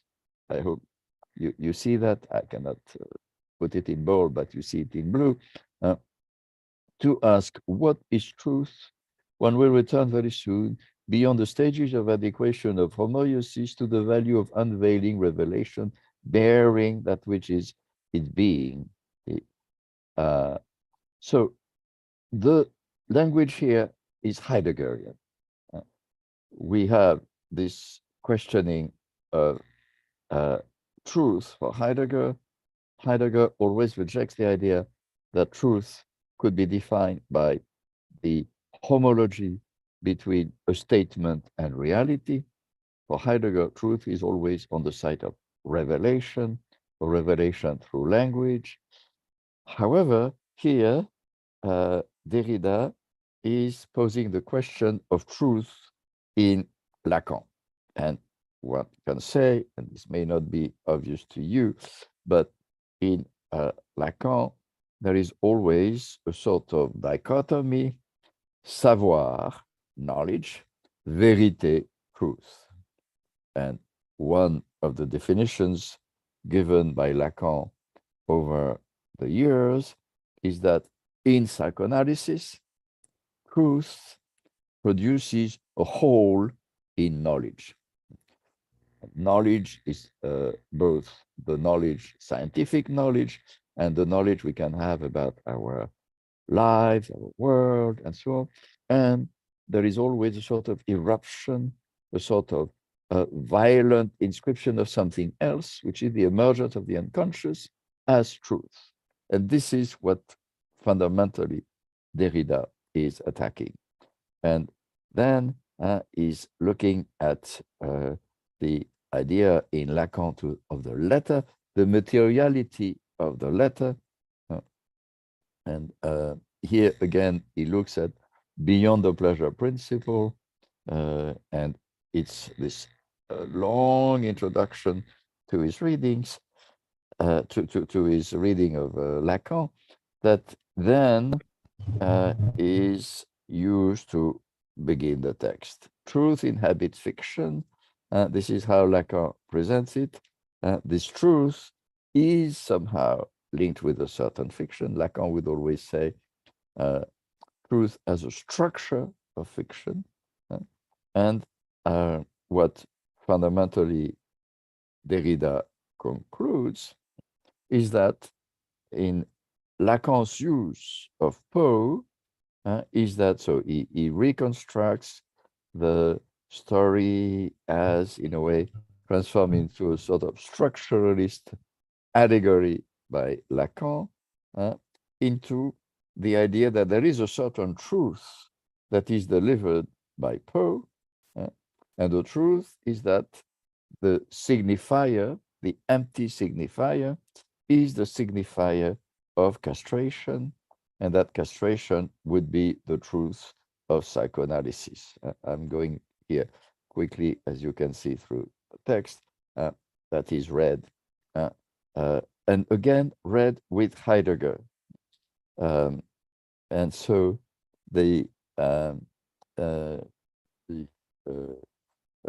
we know that Lacan had worked with Heidegger and knew Heidegger and translated Heidegger. So this is a long discussion here at some, which has a lot of importance. How much of a Heideggerian was Lacan? If you know the little book, the wonderful little book written by Lacoue-Labarthe and Jean-Luc Nancy, the title of the letter, which came a little after, but developed the insights of Derrida in the Facteur de la Vérité, the purveyor of truth. Fundamentally, it's not exactly what Derrida is saying here, although it is somehow part of it. Nancy and Lacoue-Labarthe point out that in Lacan's concepts, there is a sort of gap between his references to Heidegger and his references to Freud. Basically, they are trying to say you cannot be both Freudian and Heideggerian, which is interesting considering what I said earlier about Derrida reading Freud via some Heidegger. Or, in other words, they are trying to say that the Heideggerianized Freud presented by Lacan is incompatible with the structuralist Freud presented by Lacan. That when Lacan tries to read Freud via linguistics or structural linguistics, metaphor, metonymy, saussure, and so on, we have a certain version of Freud that insists on signs, signifiers, like the question of the signifier, the sign, and so on. All these come from Saussure, and it's high structuralism. Barthes, remember we talked about Barthes, this moment in Barthes when everything is a code, a sign, a signified myth, and so on. All those terms belong to, we might call, structuralism. And then there is Heidegger. Heidegger is not a structuralist, exactly, and Heidegger has a very different conception of truth and so on. But here, see, it's one of the passages. Castration is what that Derrida, somehow summarizing something. Castration is what contracts, constriction of the ring, to bring the phallus, the signifier, the letter, or the fetish back to their oikos, their familiar dwelling, their proper place. In a sense, castration truth is the opposite, the very antidote of parceling. Opposite antidote is again the pharmacon. It is again Plato's pharmacon, and so on. And that's only one of femininity is the truth of castration. It is the first figure of castration. So basically, Derrida would say the point of Lacan is to introduce a certain truth as castration. And I want to somehow contextualize this in a broader sense. In the 70s, there was, one might say, a surprising convergence actually with the thinking of Deleuze and Guattari, who, like Derrida, or like the Derridians, you could say there were two groups of philosophers attacking Lacanian psychoanalysis for what? For his harking back to the theme of castration as the key to desire. And that seemed to them not only repetitive, but simplistic. So I'll go very quickly through Derrida's text. I hope you have read it because it's a tricky text. It's a text in which Derrida tries to show a number of things. First, that he doesn't accept one of the conclusions of Derrida, which is that the letter always returns to its origin. He doesn't accept another idea that Derrida does not accept an idea of Lacan, that a letter is impossible to cut, indivisible. For Derrida, clearly, in a sort of materialist manner, you can always lose a letter, you can always split a letter, cut it, and so on. If you say that a letter, as allegorized by Poe, because indeed, we have to remember that at the end, thanks to Dupin, the original letter is given back to the Queen. We still don't know what it says. We only know that Dupin has left a fake letter with a little witty poem, so that once the minister opens it, he will know who has been cleverer than him and who has stolen the letter. So that's way of signature of Dupin. But the letter has come back to the original addressee, the Queen, and the economy has been somehow put back in place in Poe's story. For Lacan, it is because Dupin has functioned maybe like a psychoanalyst, or that in Poe's story, a psychoanalyst or the reader has to interpret it all and will make sense of the trajectory. What became the key for Lacan, and I think this is a strong point here, uh, is that it shows us what a signifier can be. A signifier for Lacan doesn't have a meaning per se. The signifier is like a letter, like this letter, that is the object of all the struggles and the movement of stealing, hiding, not hiding, and all the kind of political struggle, we might say, but we don't know its meaning. Is a letter about adultery? Is it about betraying the country? We know it's dangerous, that's all. So meaning comes later, and the meaning in Lacan's structuralist reading is determined by the place you occupy. You need, nevertheless, the intervention of first the detective, then the psychoanalyst, who will understand the circuit, but not the meaning of the letter. You don't need to know the meaning of the letter to intervene.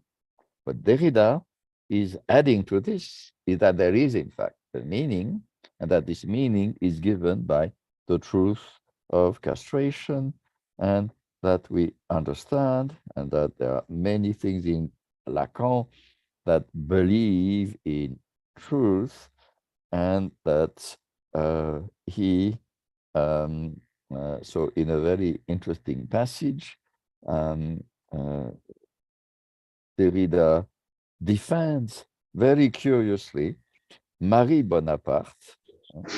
Lacan attacks Marie Bonaparte in his essay.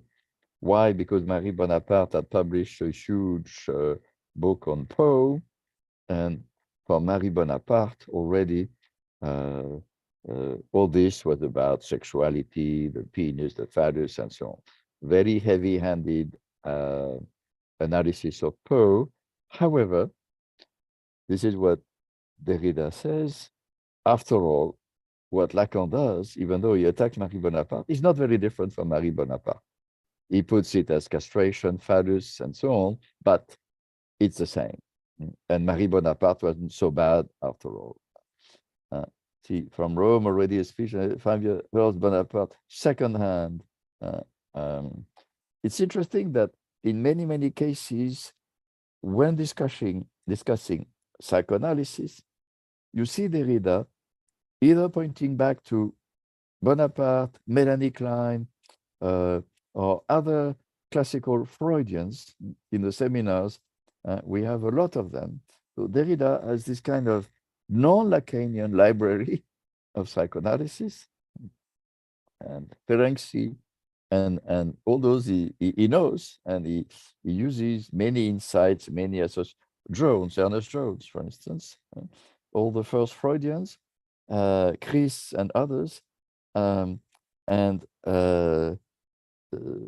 this is his way of saying, well, psychoanalysis is not limited to the Lacanian canon, and see here the incantation of the aletheia, the logos, in the appropriation of a number of Heideggerian concepts, we are back to a certain pre-Heideggerian notion of truth as adequation, the circular return, truth as unveiling of a lack, two versions of truth that Derrida rejects. This idea of an economy, that in the end, everything is circular, everything comes back to the same, that is something that Derrida questions. And this idea that there should be an unveiling, which would be the structure of a lack castration, is also a manque à être. He quotes all those passages from Lacan, but to reject it. And fundamentally, here he returns at the end of grammatology, to writing before the letter, and So this is a text that goes on and repeats itself a little bit, and you find perhaps that there is indeed a certain animus, but fundamentally, again, there is the reference to Heidegger at the end. Fiction is the manifestation of truth, as quoted through Gide and Goethe in Lacan, and Lacan's identification with the poet as psychoanalyst is also rejected. So I'll perhaps stop here, and if you have questions, it's a long essay. It was indeed, I have to say, a declaration of war. There is no, I'll stop my partage, my sharing here.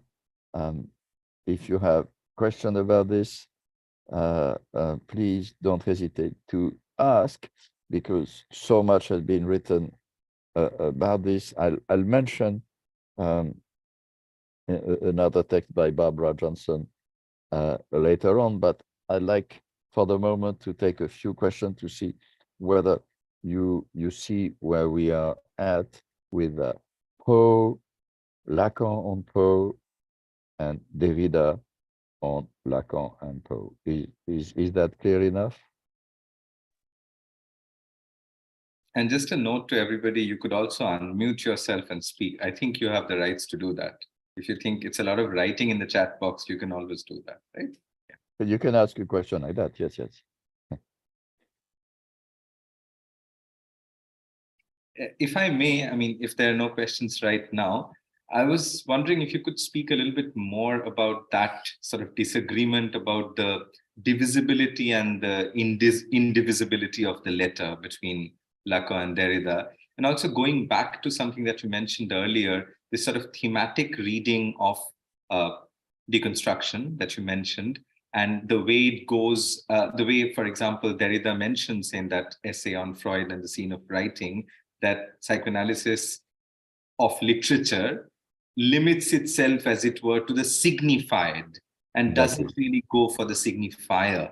So I'm wondering whether the later works of Lacan, especially something like Litura Terre, is an attempt to address that, address the signifier, and the way that creates holes in knowledge, as Lacan would say.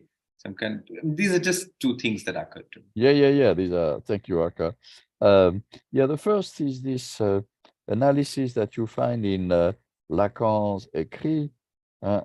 He analyzes, actually it works better in French, but you see it in English, this idea that when you talk about a letter, and if it is a letter in the meaning of the written page that you send, it is not something that can be divided semantically. You cannot say, I have letter here. I don't have de la lettre. It is either a letter or not a letter, or it's a letter or a tract or a book or an object and so on. So there is this incipient ideality in the letter, and to use a term that Derrida often uses, that is seen by Lacan.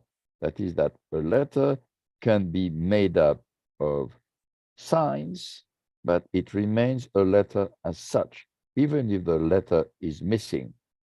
If you send a letter to somebody and that person doesn't get it, that person can know that you wanted to send a letter. And so that's the indivisibility of the letter. And Derrida questioned this by saying, well, after all, and we'll see that, for instance, in Glam, he plays with a text by Jean Genet. The text by Jean Genet is what remains of a Rembrandt after it has been torn into bits and thrown down the toilet drain. That's the title of Genet. So Derrida says, in a sort of, I would say, empirical way, and maybe simplistic way, I would say here, I agree with Lacan that there is a certain ideality of the letter and that the letter as such exists and so on. So Derrida tries to split up that letter because he wants to resist what he calls the Hegelian drift of Lacan's analysis. Why? Because Lacan seems to say that the letter is a sort of idealized circuit that will go from one place to the other, and that you cannot change. You have positions that are occupied by all the people involved, and then they change. If you know you have to pay attention to how he systematizes Poe's story by having three positions: the position of the gaze of the king who doesn't see, the position of the queen who sees but cannot do anything or is impotent, so the blindness, impotence, and activity of a transgressive kind.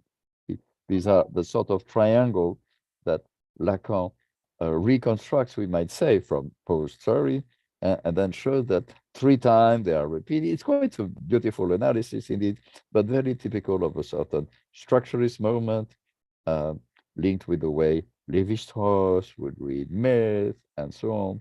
And this is the kind of neat economy that works a little too well that Derrida tries to undo, to debunk, and using all sorts of arguments. And indeed, this is the question that Derrida asks as well. He says, for instance, at some point, one should pay more attention to the signifier used by Poe, that Poe used purloined letter, which in Lacan, of course, Lacan thinks in French, become stolen letter, not the same. So if you, and so Derrida is suggesting that if you start looking at the signifier, you will have a different kind of logic. That is, you will not, in a way, enclose the system, the text in a system. You will desystematize the text and you will look at other signifiers that may be in other authors. And also, this is what he reproaches Lacan for, which I think is not such an accurate accusation. He says, well, in fact, there were other stories with Dupin. So Dupin, there are 3 stories written by Poe with Dupin, and they have echoes between each other. They sent back to one another, and Poe is inventing something that is not just the story of the letter, of the purloined letter, but the story of Mary Roger and all the others. So there's a sort of library of Dupin's, and then indeed we know that you have this model of the detective, and the detective as being someone who will then be the psychoanalyst. And so we can say that indeed in Derrida's reconstruction, it is important to see that perhaps Poe's story invents psychoanalysis in a sense. And that's not something that Lacan wants to do. So Lacan insists on the signifier, but doesn't talk about the signifiers of the text.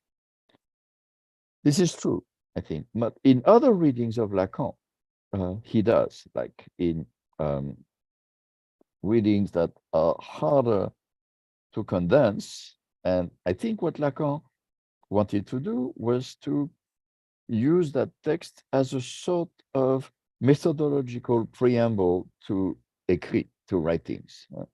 How to read the signifier, quasi-signifier, not giving you an example of the reading of the signifier itself. And this is what Derrida catches, that this kind of methodological urgency in Lacan is criticized.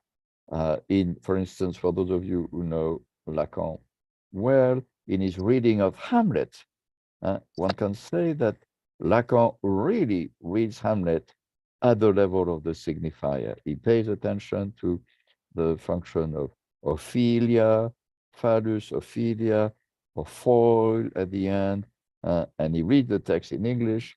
Or when he reads Antigone, he also reads Antigone in Greek, looking at the signifiers used by Sophocles and so on. It's true that with Poe, he doesn't do it so much because, first of all, his essay is a condensation from a long seminar, and he wants to teach something to his audience. But basically, what Derrida is somehow rejecting as well, he rejects so many things of Lacan's gestures, is the way in which one can take a literary text like Poe and make it into a sort of allegory of a method, allegory of a type of reading. That for Derrida is already too much, betrays too much of the logic of representation, simplification, and so on. There's a question in the chat. I see the question. My question is, as a threat of castration in Freud's psychoanalytical model of the father, keep the son away from the mother and regulate the economy of design society? Yes, you're right. How does Derrida's analogous model of language and philosophy and the appropriation of meaning, the signified by the signifier, also point to a power politics of access and presence? How does this feature in Lacan's analysis of Poe? Also, has Foucault or Agamben said anything about such a politics? Yes, one can say that for Freud and for Lacan, there is castration, and castration is a sort of Lacanian key. For Freud, castration is the threat of the father, and it is also marked in femininity. It regulates the economy of desire. Yes, absolutely. For Derrida, too, one has to take into account castration. But one might say, if you remember my little story of Plato, in Derrida, there is a questioning of this logic of castration. Fundamentally, if we go back to what is the main starting point for Derrida, Plato's scene of writing. The scene of writing in Plato is that of the father, king, father, same thing as in Poe, who says writing is dangerous. Why? Because writing is a sort of bastard son. It could be a son I'm not really the father of, or it could be my own bastard with other women, and so I don't have any power.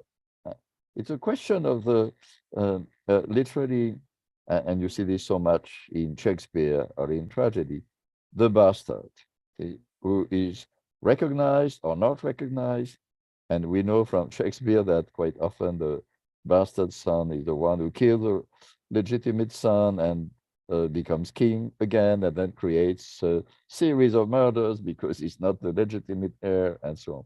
And so this is Derrida's model. Writing, it is kind of bastard son that escapes from the logic of castration. The logic of castration supposes a neat little family where you have father, mother, son. But what if the father has had other sons with the neighbors, let's say, and the mother has hidden that she has had other sons before? And these are like writing. And are they escaping from castration? Perhaps. Or it's another kind of castration. And so here, as you say, yes, it is a feature in Lacan's analysis of Poe, because after all, what Poe's story tells us is a sort of return to order. You have something that may be based on some kind of illicit compromising interaction between the king, the queen, and who else? We don't know. We know that when Poe wrote this, he had read a few stories about Louis XIII and stories about stolen jewels and England and France, and was not so much love and betrayal as politics at stake. Alexandre Dumas was writing around that, and so on. And so, whatever the situation is, Poe's story shows us that Dupin, a sort of psychoanalyst, reintroduces order. The minister will think he has an absolute weapon, but in fact, his weapon is emptied, and if he tries to use it, it'll be denounced, and everything will work against him. So there is a question of power. We are with important characters like the king, the queen, and so on. And so there is something about the politics at stake. And here, Foucault and Agamben would be united against Derrida. As you know, Foucault, so we could return to Foucault, but Foucault was always having been attacked quite sharply by Derrida about his book. I mentioned that briefly, too briefly yesterday, on madness. Foucault went on to an analysis of power, power in society, power in culture, power in knowledge, and so on. Agamben, in that discussion, remained somehow Foucault's heir, and Agamben often rejected Derrida's analysis. So I would say Foucault and Agamben, yes, and closer to Lacan, yes, and Derrida somewhere else, another kind of politics, I would say. Any other question? Not that I can see. Oh. Do you want to move on? So what I then, since we have, is it okay that we don't have a break, or yeah, because It's up to you. It's up to you. No, I'm fine. I'm fine. So I'll just mention the last text I wanted to share with you in that connection is the text on that some of you may know, the frame of reference by Barbara Johnson, that I find so. What is it? Yes, that's it. Right. Barbara Johnson was a student. She just died recently. Can you see this text now?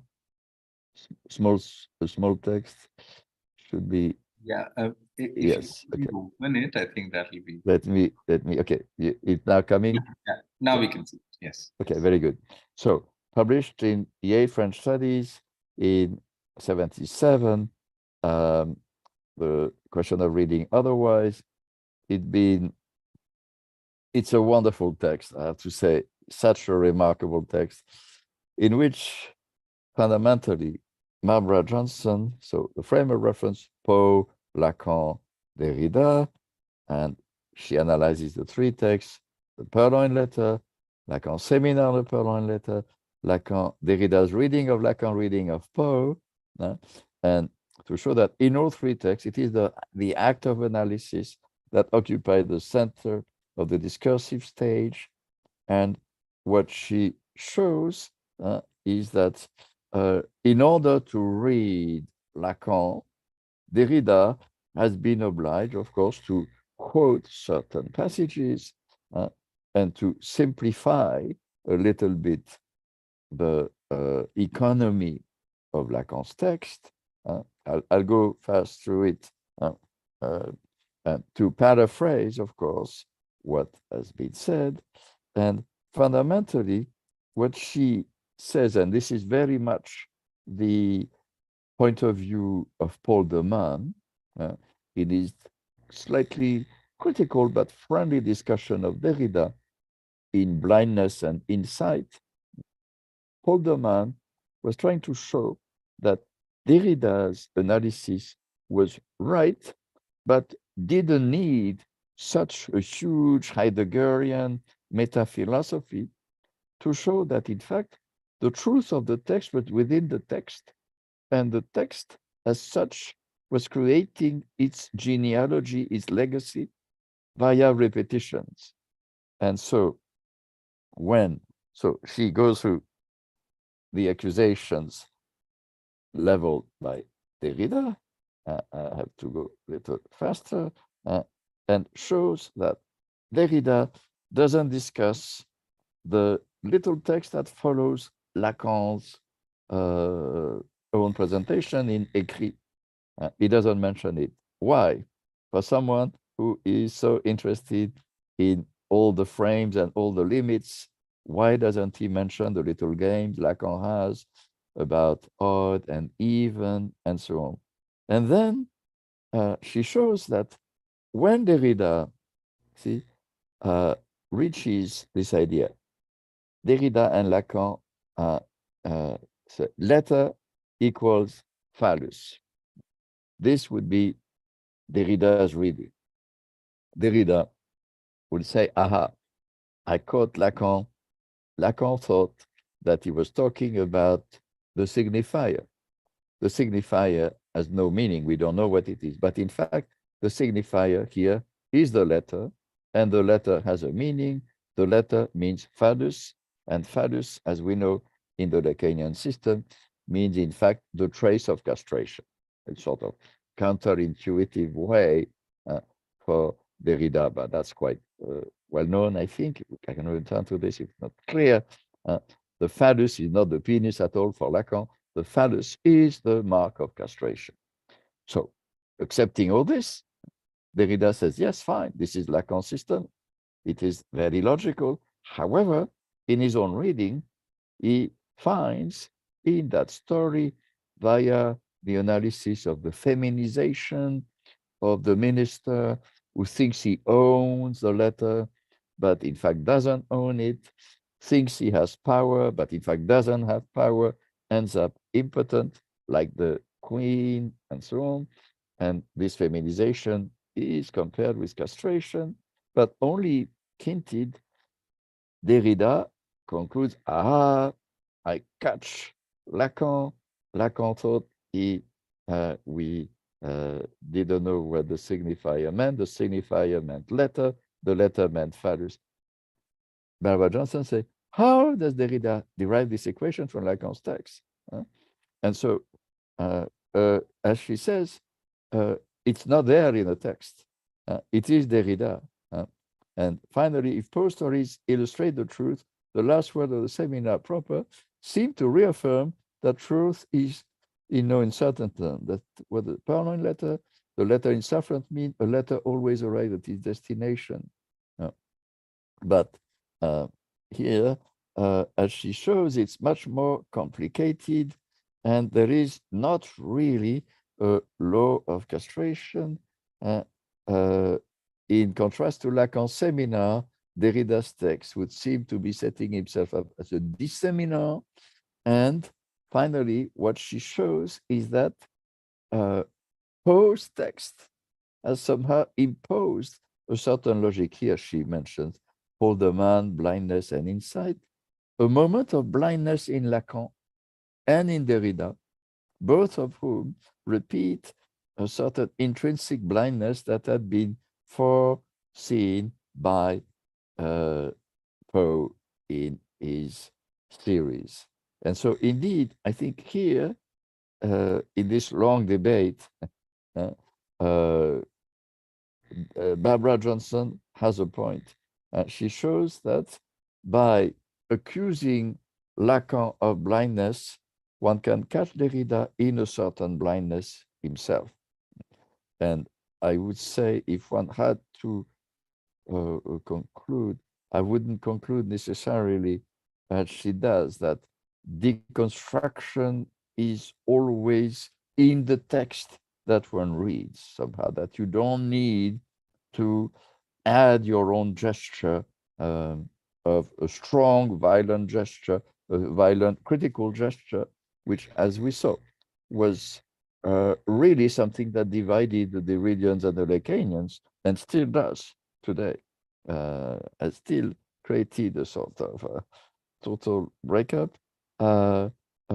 As you see, as a final note, should be noted that the frame of reference, the writings of Lacan and Derrida, we are sent back to each having a certain library, and that the acts of Derrida were in fact acts of translations, his own translation, what he reproached Freud for. So I'd say take a look at this text. It's online. It's been more or less everywhere. I find it quite subtle and in a way necessary in order to remind us. It's interesting to see that someone like Barbara Johnson is neither a Lacanian nor a pure Derridian. She's closer to Derrida, you might say, because she was a disciple, a student of Paul de Man, who was a friend of Derrida. However, she has a very strong point, which shows that as soon as you try to criticize a text for what it omits, for its simplifications, it's almost inevitable that you will simplify, because if you just read the signifiers, then everything expands infinitely, and you cannot have a clear argument with a line of attack and the rejection of what you disagree with. So are there questions about this before we move on to the question of psychoanalysis and the feminine?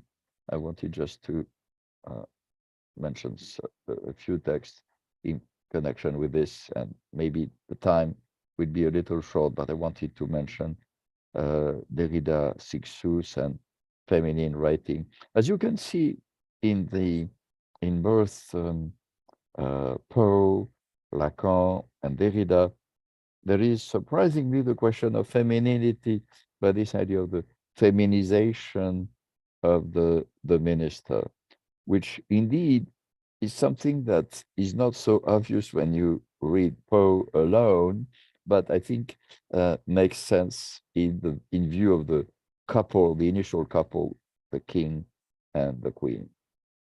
So if there are there like any no more questions about this? So I'll just move on to the third part of what I wanted to discuss today, which is so the question of Derrida and the feminine. And the first text I wanted to mention is a text by Marta Segarra, who is a, let's see if I can share this.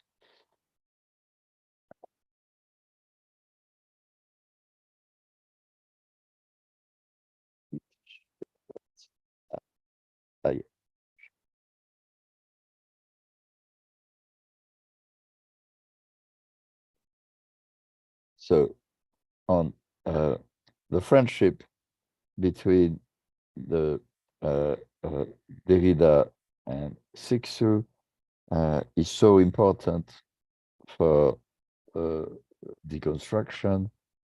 And so I was very fortunate, I mentioned it several times, I think, to have been supervised by Hélène Sixous, to whom I owe a lot as a writer and a thinker. And I would say that the first thing I am very thankful for is that when I was writing first my MA and then my dissertation, thèse d'état, that had to be at that time in France, 1,000 pages long. She told me, "Don't wait, write. right from the start. And I thought, like many graduate students, that I needed first to read all the books and then I would write. Said, no, you will never read all the books. Just write now, begin now. And I did it. And it was very, very helpful because I know that if you think you have to read all the important books to start writing, you will never start writing. So Marta Segara, who lives in Barcelona and is often in Paris, works in Paris as well.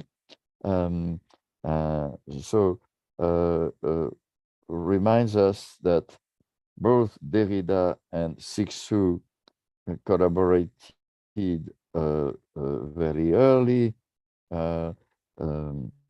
Cixous got a Prix Médicis in 1969 for her first novel, Dedans, which is a great text, still worth reading.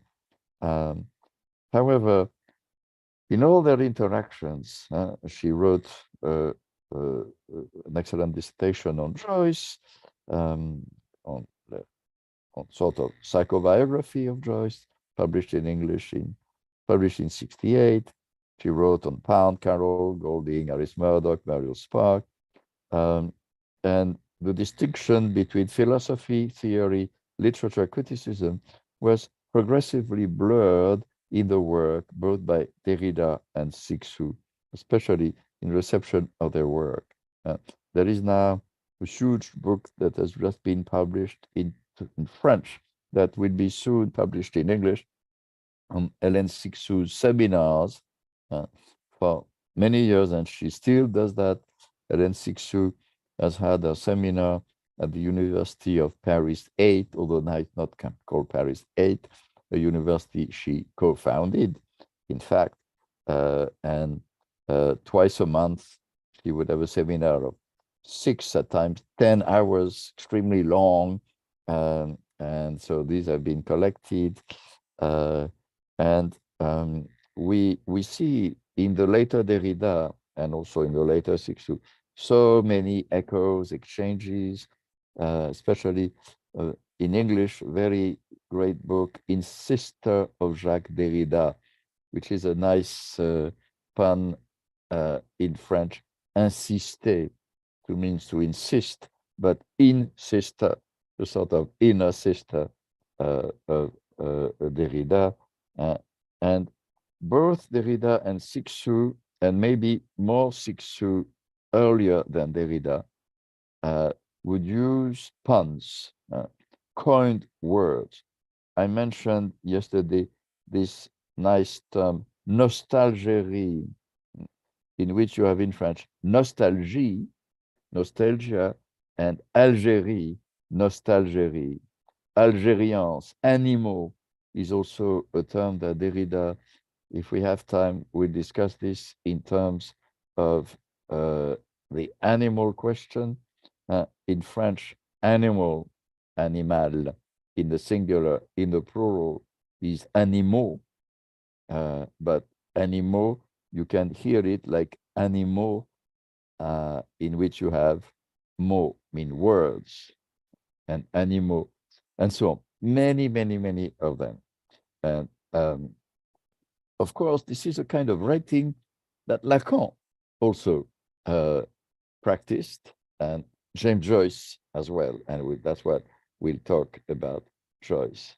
However, what I think Cixous is known for in the English-speaking world, and maybe more for, now I think most of our novels have been translated or are being translated, but is for essays and mostly famous text, almost, that has been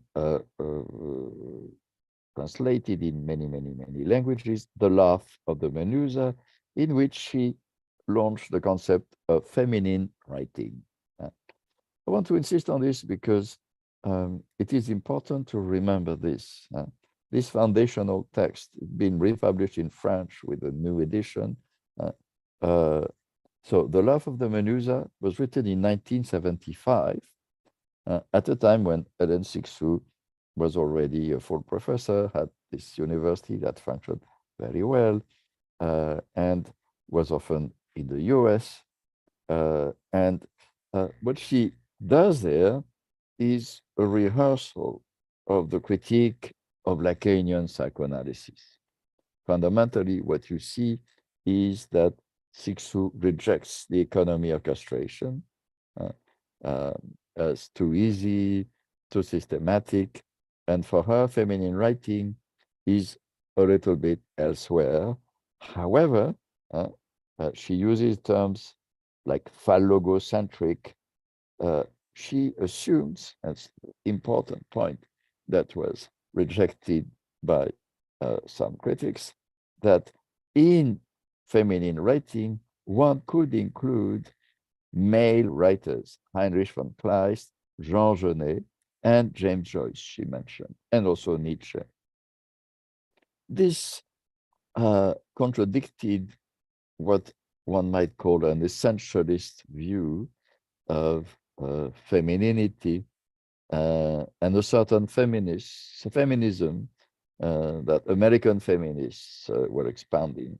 They were a little shocked by this idea that Joyce, Heinrich von Kleist, or Jean Genet could be put, of course, Jean Genet, you could say, as a queer writer, maybe, but Joyce and Kleist, harder to say, and so on.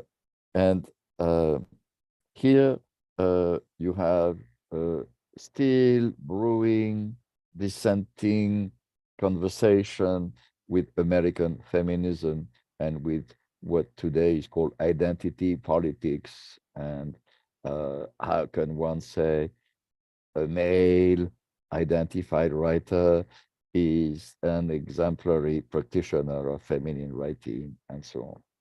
There is another a point to make that Marta Segarra makes very well.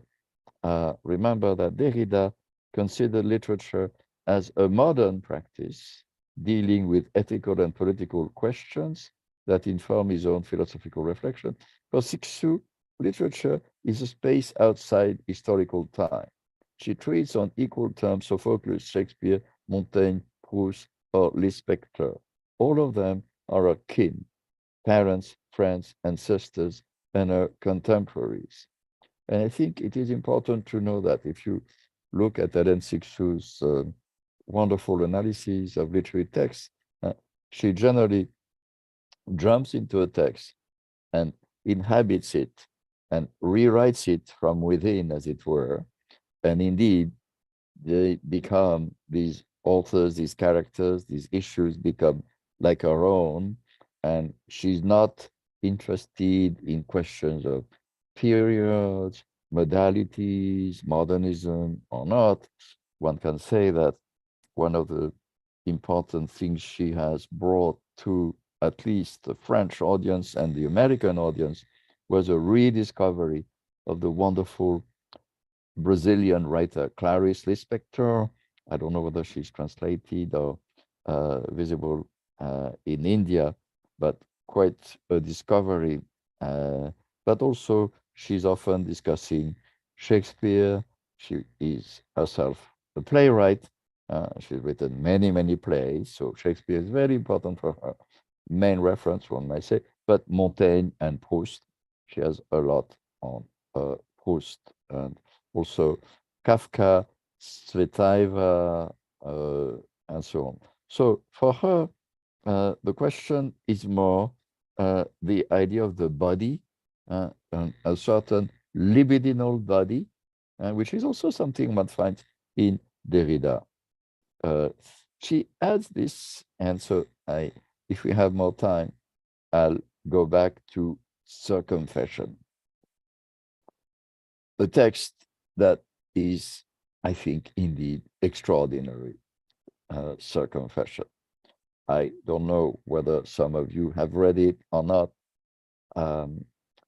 I couldn't find it available in English on the web, and so I found a bad.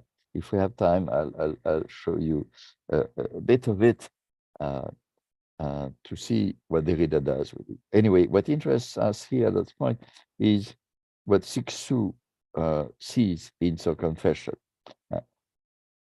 Marta Segara writes a semi-autobiographical text.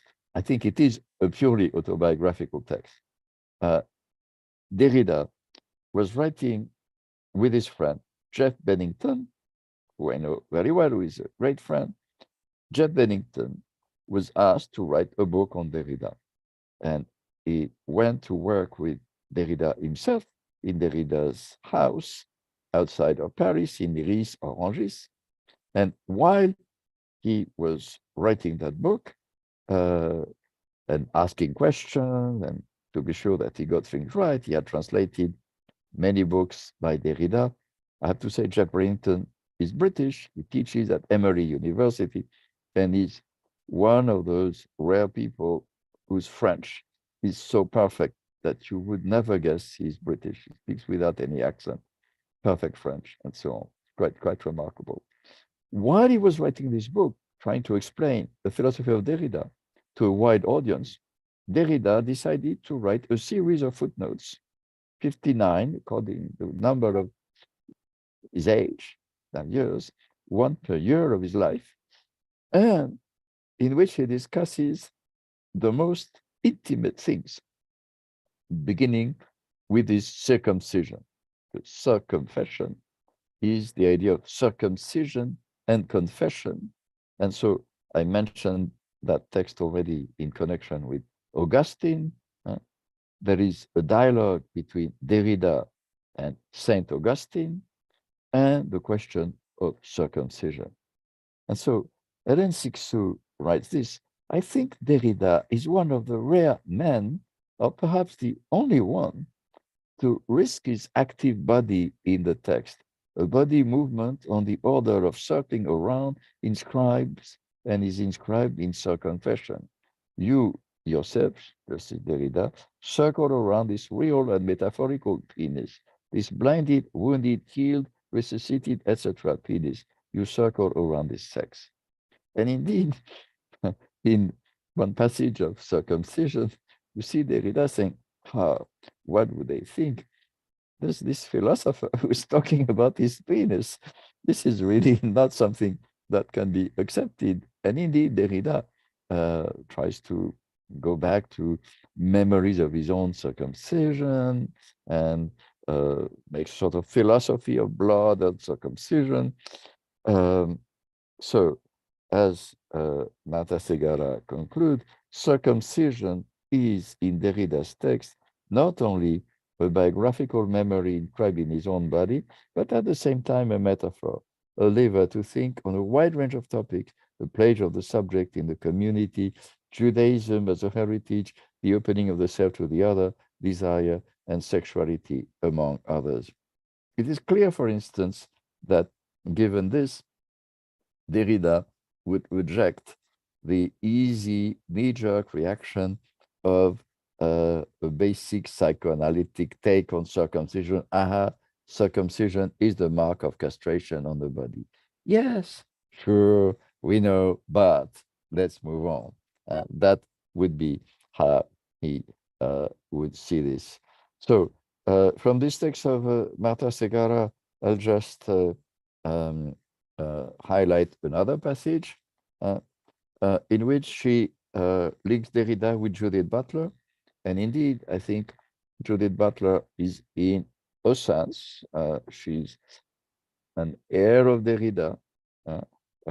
And Judith Butler, he never really tackled the question of writing, but one can say that her vision of sexuality is somehow impacted by deconstruction, and at least the deconstruction of gender and sexuality that she put forward in the first books, first two books, is very Derridian. And then she returns to this idea: writing understood in this way is not a degraded version of speech, but offers a non-anthropocentric way of understanding language by virtue of its distinction from speech. It opens up a version of language in which a decentered subject registers a form of humility. Thus, writing, in other words, conduct a critique of anthropocentrism, is tied to anthrotheology and a common dream of mastery. And so there is this fundamental discussion after Derrida, the destabilization of the subject and the dialogue with Jean-Luc Nancy. And Derrida, as we know, famously had objected to a question posed by Jean-Luc Nancy, who comes after the subject, and Derrida rejected the notion that the subject had been liquidated. He rejected, in other words, to return to the theme of yesterday's presentation, that there would be something like postmodernism or post-metaphysics thinking. Here, in that sense, and this is the last point I'd like to make, I think that both Lacan and Derrida postulate the subject. They're not after the subject. They don't agree exactly about what this subject entails, how this subject is positive, what it means, and so on. They don't deconstruct the subject in the sense that the subject would be eliminated. And they don't deconstruct, say, phenomenology, say, oh, phenomenology has no relevance. What is so?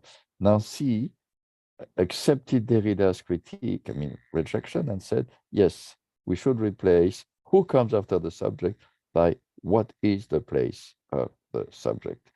And so, of course, Derrida's subject is a subject inhabited by difference, by traces, pre-written, and so on. But it is nevertheless a subject. And so I would end here with Sixous dialogue with contemporary artists, and one who is very important, the Algerian-born artist Abdesamed leads this very interesting artist, still very active today, quite young, has been recently, so I'll just show you in case you don't know it, a work of art that some of you will recognize, because that created quite a scandal. And okay, so here it is. Share thing. I don't know. You will tell me if you recognize it. I wanted to end, sorry, with that image today. Okay. Okay. So I don't know whether you recognize this. This is one of his works. It was displayed. You can recognize, some of you who have been in Paris. The background is the Centre Pompidou, and it is the famous headbutt of Zidane that was such a mistake, but also a brilliant moment. And I'd say that maybe I would take this as the dialogue between Derrida and Lacan. Lacan would be on the right, Derrida on the left. Zidane, like Derrida, coming from Algeria. And you can see Lacan is a little hit here. And there is a headbutt, but it's not the end of soccer, as we know. And so, and the same as just more recently, there was a terrible story. He had made a video that I haven't seen because it was immediately censored and so on, in which he had shown little chickens being burnt alive. People objected to them. It was in a Biennale in Lyon. And so he creates controversy. But this is the image I want to leave with you. I'm not saying that this is the way we French have discussions, because you'd be afraid of coming too close to me. But I'd say that indeed, in the discussion with Derrida and Lacan, there has been a sort of headbutt that Derrida perhaps too fast, too rashly, too aggressively butted heads with his opponent, and maybe it was inevitable. We have still to think what is at stake here. At least you can take a look at Hélène Sixou's recent books, although they are not translated into English, on art. They are absolutely fascinating, but especially on that artist. She discusses a video in the most recent. So I'll stop the partage, and if you have questions, I had other texts if you want, but I think it would be a little. I have Jean-Michel on Derrida and sexual difference. Just so maybe, because I won't have time to show this. Or if you want, we could. We have still some time, but I think it would be good to take a few questions. Yeah. In that text, basically, what Jean-Michel is trying to show is that Derrida, in fact, deconstructed feminism, one might say, and that there is a series of relatively violent statements against feminism.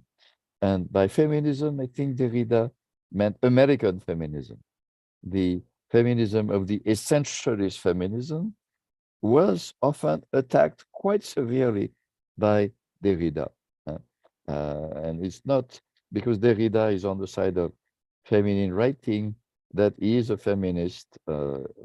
He would be in the same position as Virginia Woolf, who would say, I practice feminine writing, but I am not a feminist, with all the ideological elements added to that term.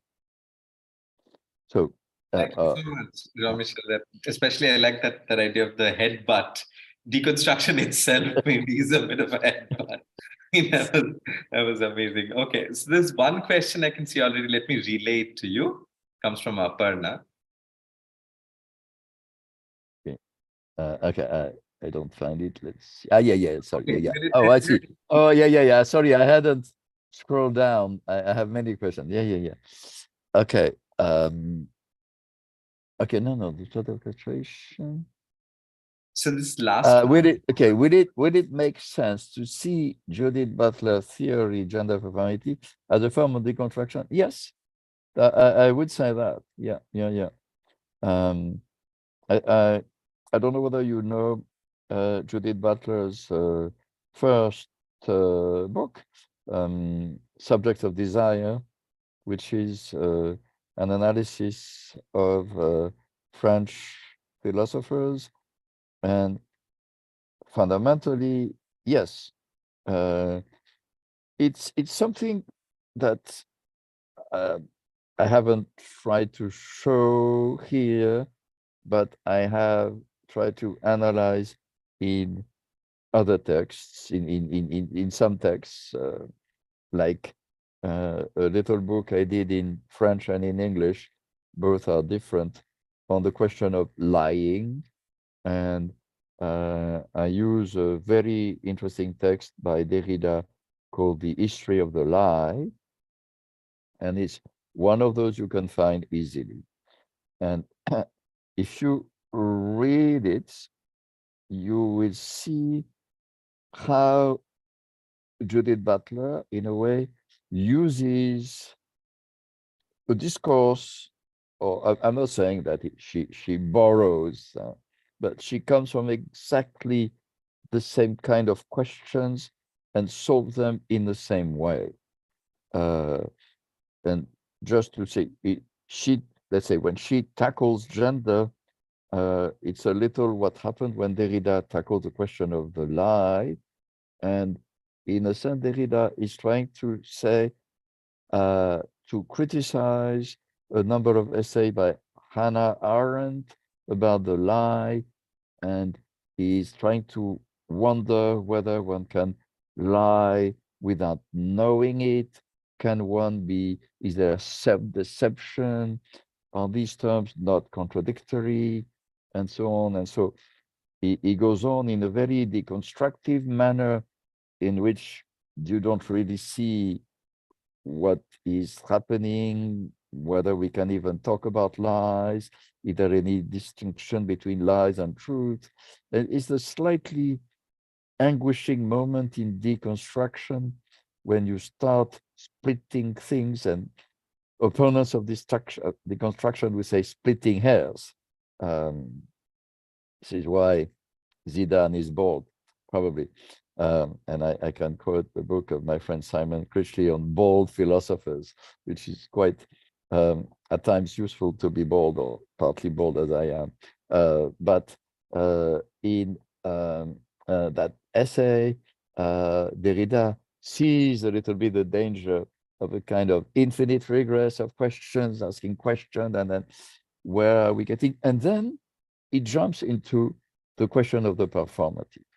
He says, yes, but there are performatives. And the performative, in a way, saves him in a transformation of the performative. And there's a book written on it, or soon to be published, on what Derrida called, in French, pervers formative, the perverse formative, the performative as perversion, perverse performative. But nevertheless, in Derrida, there is this notion that the concept of the performative, with all its complex logic inherited from Austin, as you may know, what is a performative? In Austin, Austin tried to eliminate the question of literature, repetition, and so on, and imagine that the performative was pure present, a moment when you can only speak in the first person, in the present, and say something like, I promise, I do, I open the conference. See, all the classical examples of the performative. As you may know, if you've read the long discussion, very violent, that Derrida had with Searle, who followed after Austin and who tried to systematize the theory of the performative. Derrida complicates the performative, but uses it a lot, and uses performative a lot in his thinking, at least in the last 15 years of his production, at least after that famous limited ink, a ferocious attack of Derrida against Searle, with ferocious answers by Searle. My friend Raoul Moati, a French philosopher, translated into English, has a little book that's fantastic about this. Take a look if you're interested, about what it means, what the question of the performative means for deconstruction and for Derrida. Although Raoul Moati is not a pure Derridian, he has done a very good piece in the Derrida and Understanding Derrida, Understanding Modernism on that issue. I can send you to it, that summarizes his book. He doesn't think that Derrida necessarily is true to, or at least understands fully what Austin is doing. He thinks that Derrida is distorting a little bit Austin, and in a way, he thinks that Searle has seen that Derrida is imposing his own problematics. At the same time, he sees very well that Derrida, and I think at least that's my own opinion today, that if you want to think the performative, and it is a key notion for Judith Butler and a key notion in politics, we need to have it transformed by the Derridian metamorphosis of the term. And this is indeed something that you have in Judith Butler. Okay, I have another question. Okay, Since Sixu doesn't make a difference between reading and writing. Yes, to convey in this context about the Derrida notion of reading and how it would differ from. Yes, that's a very good question. Yes, thank you. Um, I think they don't work in the same way here. Yes. As you may have noticed, I don't know if you read a lot of Derrida, and I know this from experience, having often participated in roundtables with Derrida. I mean, sitting next to him while he spoke. There was something that was absolutely impressive in Derrida that I've never seen anybody do. That is that he had no paper. I could see was next to him, absolutely no paper, and he was answering to questions that he hadn't been given in advance. And Derrida had such a mastery of French, mostly French, but at the end in English, that when he spoke, and I saw this because you only realize later, spoke, we would say he spoke well. But every time I was asked, and I did it quite a few times, I had to transcribe for the publication our interventions. And so we would have to rewrite everybody, not Derrida. My own questions, well, my syntax was a little wrong. Derrida, from the start, I was so surprised. Once we were at the Bibliothèque Nationale with my friend Daniel Ferrer, we had a whole discussion on archives, long questions, endless, and so on. So we spent a few days doing that. And it was published in one of the magazines and so on. We never had to change a word. Okay. That said, if you look at the way Derrida takes texts, he quotes a lot, as you've seen with Freud today. Basically, the little text on the mystic writing pad is almost quoted in its entirety in his essay, or the fundamental text, and see how the logic. Let us stop our quotation and so on. Same thing with Lacan.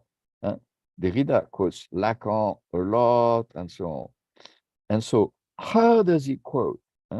He quotes to, at times, insert reproaches. Here we see the logic inherited from Plato, He quotes at length, but to attack, I would say, to deconstruct, to show the mistakes and so on. Ellen Sixwood does something very different. She at times quotes, at times does not, but more often than not, she will take the text and then start quoting, and the quote becomes her own text and she rewrites. So it's something that's relatively different indeed.